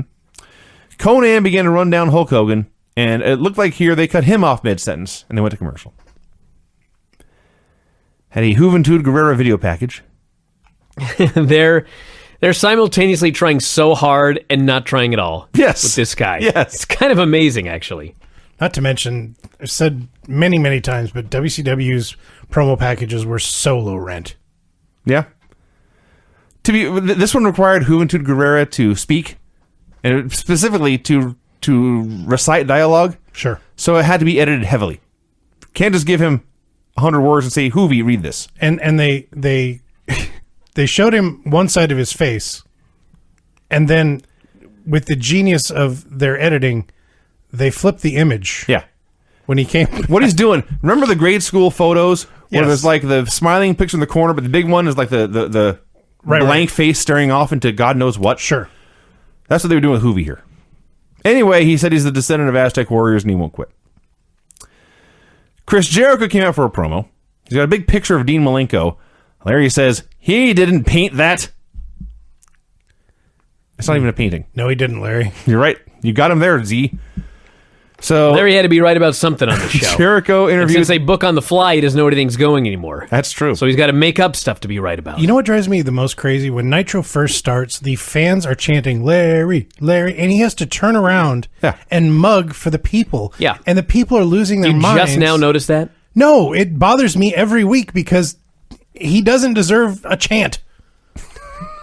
Craig, he's a living legend. I don't care what you think he is. He's a living legend. What do you have against Larry? He's a bumbling fool on commentary.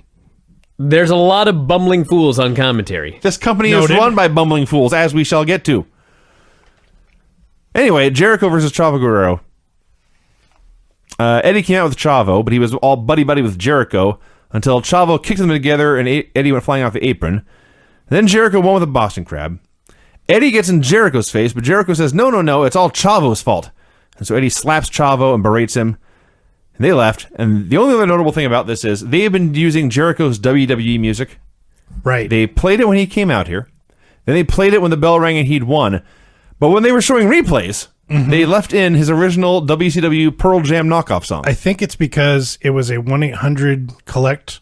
That was the promo. That was the sponsor for it. Okay. So the guy running the editing probably just figured, okay, it can't be playing now. There was another You know what I one. mean? There was another one where Jericho's match ended and they played Dean Malenko's music. Well, that was Yes. later on this show. That was weird. Well, it's because he was He's making fun pretending to be Dean Malenko now. Yes. Did you not pick that? Okay, I we'll get to did, it. but We'll get it to was still. I mean, my point is like, why did they play Jericho's music when he came out?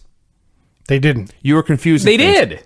The first time. Brian, Fuck it. Who cares? you do, apparently. No, it's unimportant. We'll get to it later. I got more important things to talk about, like Bill Goldberg and Scott Norton. That was great. We're not there yet. Do we really need to talk about Hogan and Eric? Go ahead. Had a clip of Hoovy losing his match to Jericho months ago. And then they showed Buff Bagwell breaking his neck on Thunder. Well, there was that. Over and over again. That was not necessary to be seen. Had Nitro party clips. At least these goofs had their own dancing girls.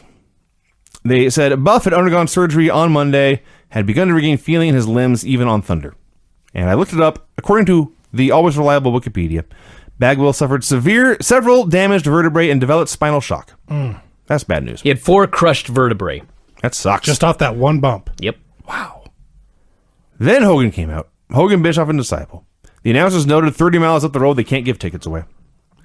Hogan buries Nash. He buries Savage. Buries K-Dog. He laughs at the idea like he's supposed to be concerned K-Dog left. Says, I will go find any hobo and he can come pick my orange groves. Now, I know this is supposed to be a vaguely racist joke about Conan leaving, but I just love the idea of Hulk Hogan owning a plethora of orange groves.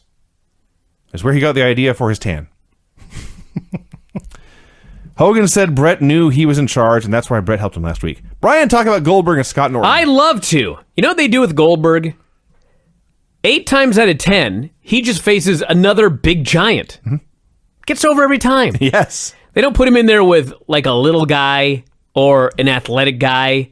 They put him in with Scott Norton or another big giant beast, which actually, by the way, is why he got over in 2017 as well. They put him in with a big giant beast And he killed 3 him in minutes. times. Yeah. And Kevin Owens. But that's the key.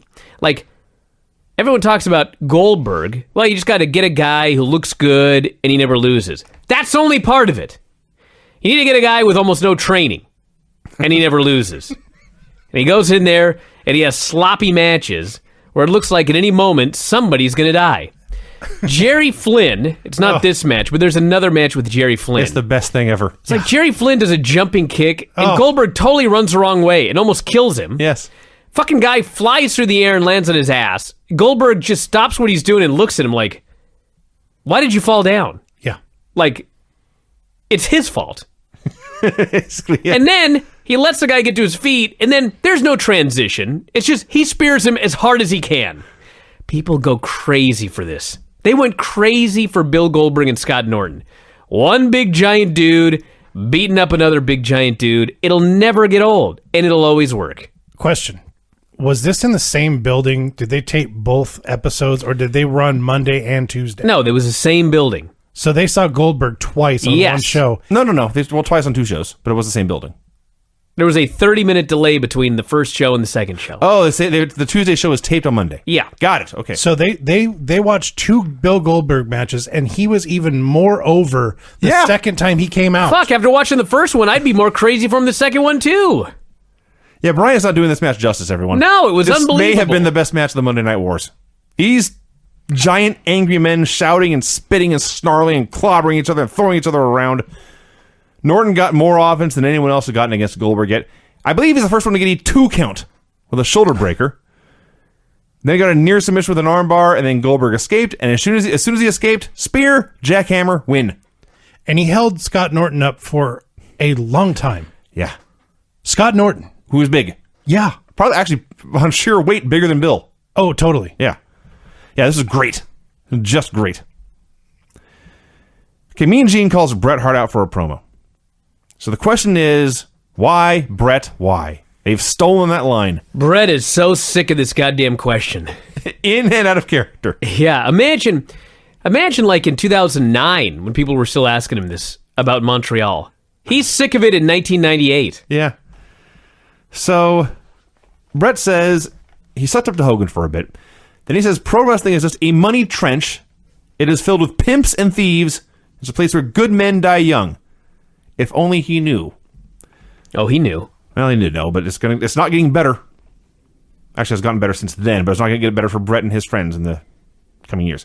So, Bret said Randy is half troll and half lizard. He said he had something to say to Hollywood Hogan. So he's a lol. I guess so. I was going to say Trizzard, but yeah, that would work. He said he had something to say to Hollywood Hogan, but he wanted to say it face to face, so he'd wait until tomorrow night. And Gene tried to guilt trip him. Went all granny on him. And Bret says there's no rhyme or reason anymore. There's no such thing as good guys or bad guys. It's time to be the real hitman or something. And that was the end of the Monday night hour of Nitro. So we go to Tuesday. Has another recap of Bret attacking Savage and handing Hogan the championship. Benoit and Inferno. What a fun wrestling match. Yeah. Disco Inferno is a great wrestler. Well, Disco Inferno was a good wrestler. He was in there with a great wrestler. Was carried to a great match by Chris Benoit. This went back and forth the whole way. People were totally into it. Benoit hits the diving headbutt to the back. Disco kicks out of that. So Benoit puts him in the crossface, and after a brief tease of getting the ropes, Disco taps out, and that's that. A great match to set up Benoit, who is challenging Booker T at some point down the line. We had an awesome, cheesy Chris Jericho video package. This was the one where he came out to the dude's music. Yes. Too many fucking matches when they're doing 2 shows, and I got to watch them both back to back. Jericho I got all comes confused. out to Dean Malenko's music. He has his hair all tied up, trying to emulate Dean Malenko's Widow's Peak, which is awesome. That was an amazing hairdo that he had here. Yes. He pretends to cry, says he wants to go home. He laughs at himself and thanks all the fans. So we had Chris Jericho versus Psychosis. Allow me. All right. Until the final 5 seconds of this match, I thought finally the streak is broken. Psychosis has had one sloppy, shitty match after another, week after week after week. Finally gets in there with Chris Jericho. They're just having a good match. There's a couple of kind of iffy things, but in general, they pull it off. Until the very end. I don't know what they were thinking. I think they maybe weren't thinking. They did something into a lion tamer. I think Psychosis was supposed to go for a Frankensteiner off the top rope, and Jericho was supposed to drop in lion tamer position, but the physics do not work out with this. He almost killed the guy. Here is what I had to say. First, they botched a Cabrata spot right before that. Oh. Somebody fucked something up really bad, I wrote. Then they fucked up something off the top, and Jericho fucked up a Boston Crab and won. That was the finish. The other thing of note here is earlier in the match when Jericho goes to pick Psychosis up, and as he grabs him by the mask, he says, and it's not like he's shouting it to the crowd or into the camera. He just says, just barely loud enough for the mic to pick up, "I like your horns." And most people pick up their opponent by the hair. Jericho made sure to use the horns as handles. Well, there you go then. Yeah, this went south in a hurry. But it was worlds better. Oh, yeah. Entire dimensions better than what followed. This was like really horrible. Oh, it was. I got one question. Only one? Well, I got a lot of questions, but I got one main question. So if you were going to continue to employ the Barbarian, and you were going to continue to employ Meng, why don't you just keep them together as a team? It's a great idea. I have Brian. no idea. Why am I watching Hugh Morris and the Barbarian together as a unit? Well, it didn't start off that way. What began was Barbarian versus Rocco Rock. Question. See, you do have more than one. I knew it. So this leads to a tag match. Yes. Okay. Why wasn't it a tag match? I have no idea. Whose idea was it in storyline to just do a singles match? Or real life. Either way. Well, the real life was to lead to this. Although, They wanted to do that stupid ECW booking where it would be a singles match that turned into a tag match. But it was stupid there, too. First of all, by the way, a note. The announcers are talking about Bagwell's injury. Talking about all the risks guys are taking. How wrestling's more dangerous than ever. But ratings are sky high. So that's cool. They were totally fine with this. So, Rocco Rock. Wasn't he supposed to be the better half of Public Enemy? Absolutely. well, he is, but No. that's not saying a whole lot. I don't think so. Rocco But you began realize his- that these men had bad days, Vinny, for a variety of reasons. well, this was one of them. Rocco Rock was better than Johnny Grunge. Not on That this doesn't day. mean he was always better. He was not better than Johnny Grunge on this day. Rocco started his comeback with a blown spot. He ran wild, if you want to call it that, with a series of middle rope axe handles. He hit a weak sidekick, and then hit a flurry of the lamest, slowest, most gentle punches you ever saw. I couldn't believe my eyes.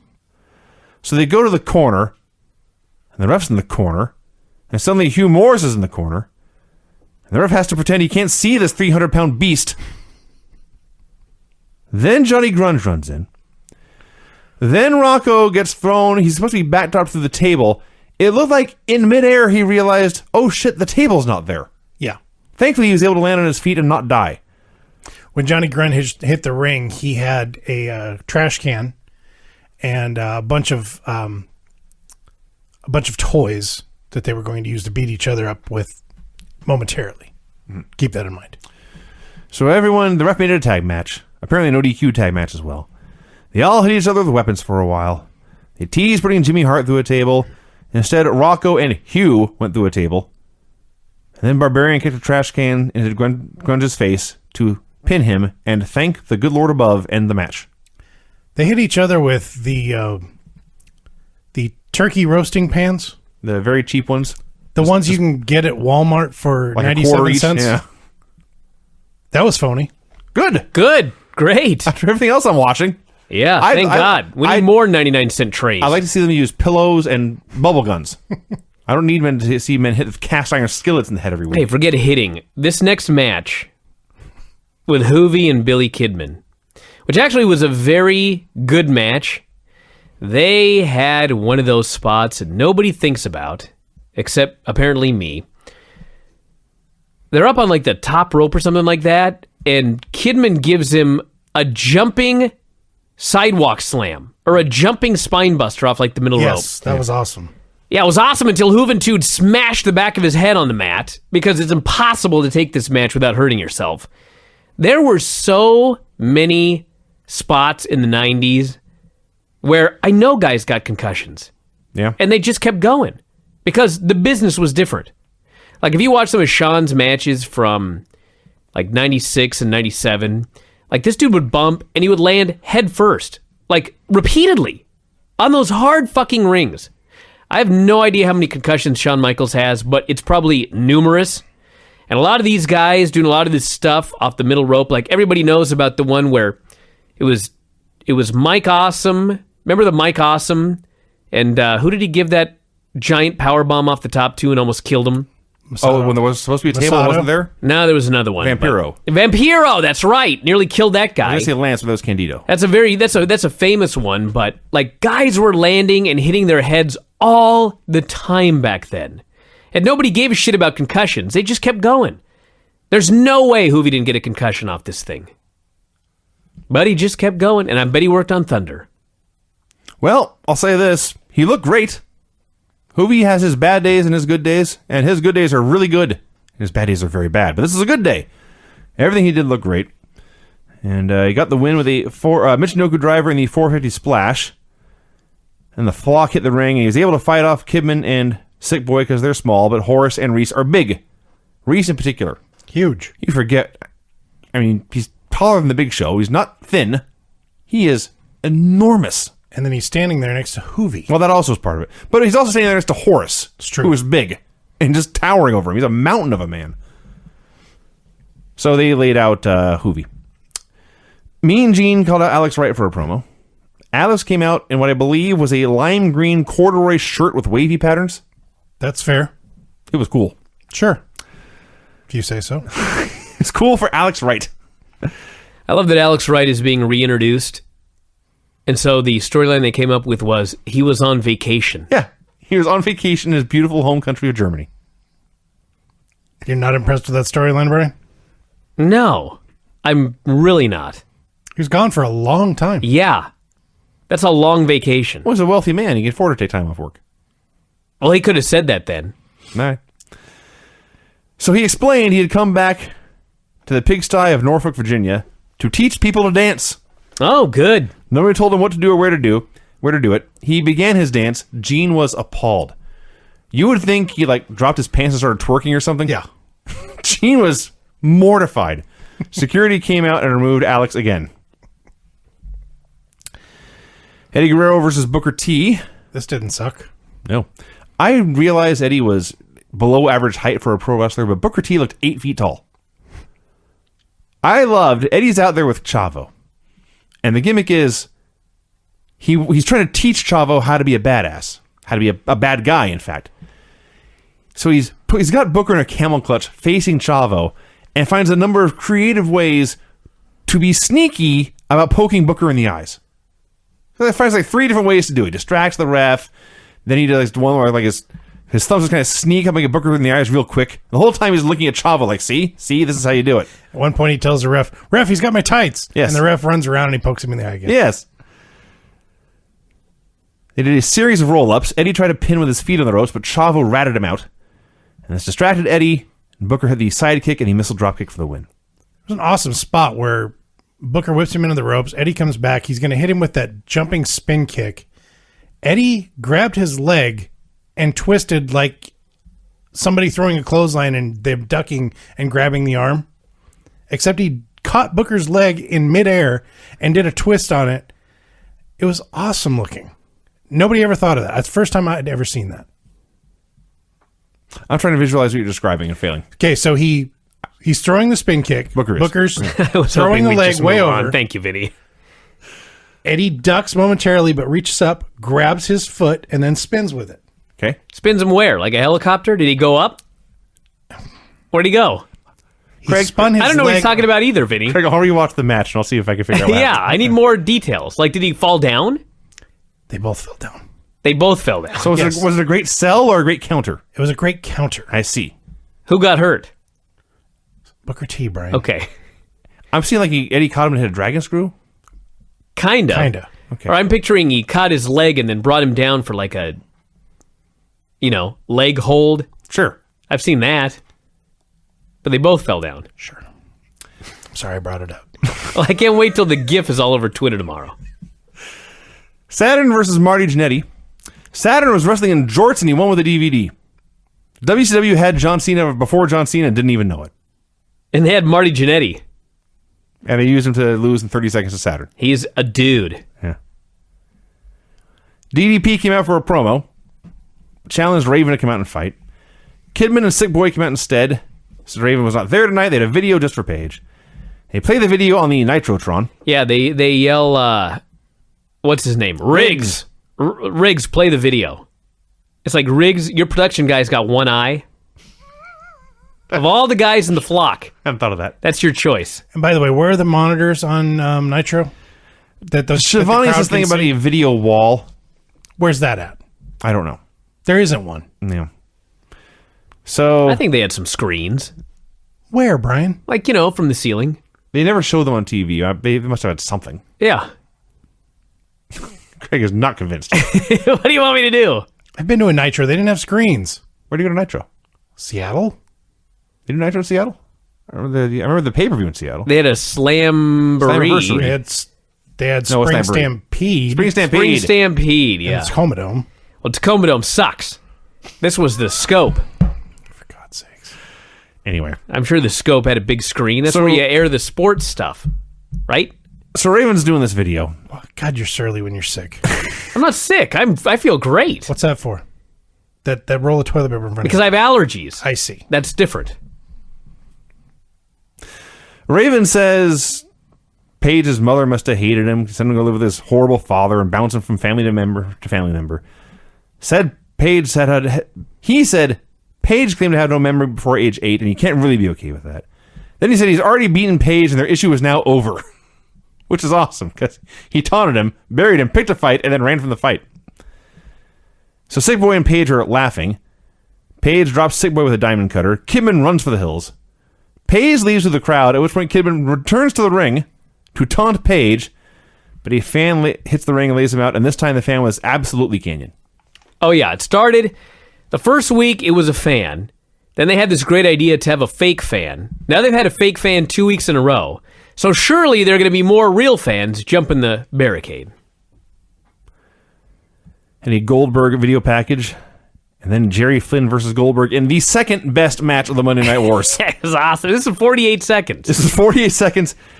So you're not doing... Well, you kind of did the spot justice. Yes. Flynn does like a spin kick. And by the way, Jerry Flynn is so perfect as the over-the-top bad guy jock from every terrible 1980s high school movie. That's his character. So Flynn misses a spin kick that Goldberg's supposed to duck under, but Goldberg fails to duck under and barrels through him like a train. Just wipes him out. I love that Jerry Flynn wears his black belt to the ring. Yes. He's got to keep his pants up. Brian. Like, if you ever watch UFC, there's a lot of black belts that fight in UFC. But aside from like Hoist Gracie, and I guess GSP did as well, but nobody comes to the ring wearing their black belt. This guy comes to the ring wearing his black belt and wears it during the match. Then gets slaughtered. He's slaughtered. So Goldberg runs through him and hits the ropes. Now, here's the thing, by the way. For those of you that don't wrestle, all you got to do is run in a straight line. The other guy jumps in the air and does a spin kick, and you just run in a straight line. Or you grab his leg and, like, spin him. Yeah. You know what I mean? I've heard that works too. Sure. Anyway, you run straight, and you don't have a problem. Craig is clenching a mighty fist. I'm going to go back and tell my Booker T story again. But the point of this is Goldberg's green. And Yes. so Jerry Flynn jumps, and his immediate reaction is, I got to get out of the way of this fucking kick. And so he runs in an arc around the guy, or he tries to. But the guy is spinning. And so the guy spins. And the way he thinks he should run is the opposite. And he fucking clips this guy out of midair. And this guy really did spin like a helicopter. He for actually real. did. He did. And then fell down to the ground. Like a broken helicopter. And then Goldberg looked at him like, you son of a bitch. Goldberg hits the ropes. I assume, based on what happened next, that he's supposed to come off the ropes and just hit the spear and win. Sure. He comes off the ropes, Flynn is still down, and Goldberg throws in the brakes. And as you noted, Goldberg is still totally green. He's had 70-some matches at this point. None of them have gone longer like 4 minutes. And a lot of guys with this little experience in this situation would have panicked. Goldberg froze for a second. And you could see the wheels turning in his head. His probably instincts took also over. in his giant traps. And as noted, his instincts took over, and he said, fuck it. And he grabbed this man who was still down on the ground. He grabbed him around the chest, hit this giant sort of half suplex, half judo throw. Like a double chicken wing. Kind of. He grabs it sort of like in a face lock, and he's got the arm, and he kicks his own leg forward, and he throws Jerry Flynn, who's also huge, throws him high into the air, and Flynn comes crashing down. Everyone jumps out of their seat. It's the coolest thing you ever saw. Goldberg gets the spear. Goldberg gets the jackhammer. Fucking awesome. Let me tell you another awesome thing. About Goldberg, which is a testament to his greenness. Everybody's heard the phrase a million times, the RKO out of nowhere. Shawn Michaels used to hit the super kick out of nowhere. Okay? In both cases, 98% of the time, I know exactly when it's coming. It's never out of nowhere. There was like one Randy Orton RKO in like the last 5 years that literally did come out of nowhere. I was like, holy shit, where'd that come from? But like 99.9% of the time, I see it coming a mile away because of the way that they put their matches together. Goldberg's spears come out of nowhere. That fucking spear came out of nowhere. Why? Because there was no transition or setup. The guy was getting to his feet, and Goldberg just speared the shit out of him. Yes. The guy wasn't even in the middle of the ring. He was over by the ropes. Goldberg didn't care. No. It's my turn to spear you. He speared him out of his boots. Place goes absolutely nuts because they didn't see it coming. And the other part of this Thank God he's green. Well, he's green, but he is also such a great athlete that despite his enormous size, he can go to full speed in one step. Oh, yeah. This is explosive power. Oh, yeah. There's a lot of fast twitch muscle fiber in there. Holy shit, Goldberg. I bet you that guy has logged less time in the ring than guys that have been in the business 2 years. Good for him. You know what I mean? Well, 70-some matches would be like, what, 2 hours total? Sure. Maybe. Sure. All right, so they very casually announced that Buff Bagwell had vertebrae fused. They believed he would eventually return to wrestling. And of course he did. It was time for the main event, which they had not mentioned one time throughout the show. Michael Buffer promised that 6 men, 3 against 3, would battle for power, honor, and glory. So here's the 3 against 3. The first 3 is Conan, Scott Steiner, and Bryan Adams. Conan, who earlier in this program joined the Wolfpack. So I assumed at this point Steiner and Adams must have as well. You would think. Because it wasn't even... I mean, he joined, he made a big production of joining, then he ran down the leader of the NWO. So you can't stand by Conan and say, sorry, Hulk, I didn't know what I was doing. That excuse won't fly. Now, I should mention that Scott Steiner, who was on the Conan and Bryan Adams team, this was a week where suddenly he was 20 pounds heavier. Yes. I've been waiting for it. Like, he was Scotty Steiner, and then one day he cut all of his hair off, and then he bleached it, and then he was Big Papa Pump, but he was not quite Big Papa Pump yet. This week, he totally was. He was enormous. Yeah. And boy, was he out of his mind. Also, yeah. So Conan did some great comedy with the Giant. I liked when Giant had him sitting on the top rope and was still taller. And it builds up to Steiner, who, as you noted, is bigger than ever, and Luger, who is Luger. There isn't any of the other team is Luger, Giant, and Sting. No, you didn't. It's Luger, Giant, and Sting. Luger tags in, he's Lex Luger. Steiner tags in, he's Big Papa Pump. Big Papa Pump. These people went nuts to see strong men face off. It always works. It always worked. I'm telling you. It's timeless. Everyone was screaming. The announcers were saying, and I hoped it was going to happen, that they would stop wrestling and have a mid-match pose down. That would have been awesome. They wrestled. See, there's a thing. I just got to mention this very quickly. There's a lot of indie guys nowadays that don't go to the gym a lot because they understand that it's 2017 and fans really don't care about bodies. They just want to see good matches. And so there are a lot of guys that have gotten away with being very, very successful without really having much of a body at all. Now, the pendulum is swung because there is a pendulum. And the reality is the day is going to come where the fans get sick of little guys. And then the big guys will run amok again. The dinosaurs will return. The dinosaurs always come back. King Kong always draws money. He does. Godzilla always draws money. Preach. And King Kong versus Godzilla is always going to draw money. Soon it shall. Okay, so the point of this is everybody go to the damn gym. Because you never know when the fans are going to get sick of seeing little guys doing flips. The day will come. So They briefly got the heat on Lex, but he wiped out Conan and Steiner. Both men then tried to tag out to Bryan Adams, which is funny. Then Adams walked out on them. So apparently Adams is still with Hogan. Or is he? Or is he? Steiner and Conan walked out together. They got counted out. Giant chokeslammed Vincent because. Lame. Well, let's get to lame. Gene brings out Bret Hart for a promo. Bret says, I'm not speaking till Hogan comes out. Hogan and Bischoff come out. This takes a while.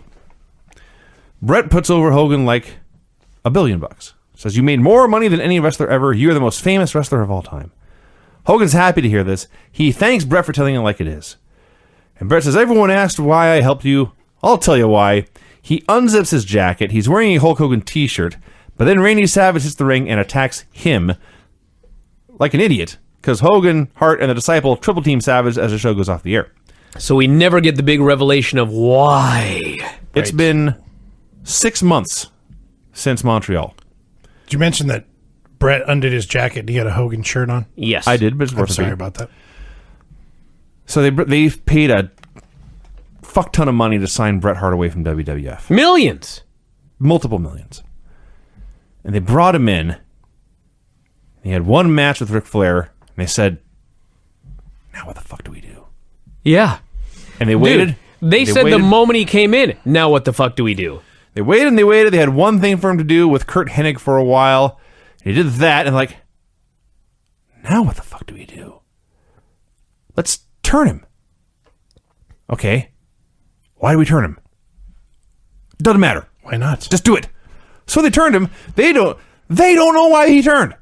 So every show has to be a tease of the reason why because they don't know. No, I hate to shoot down your theory.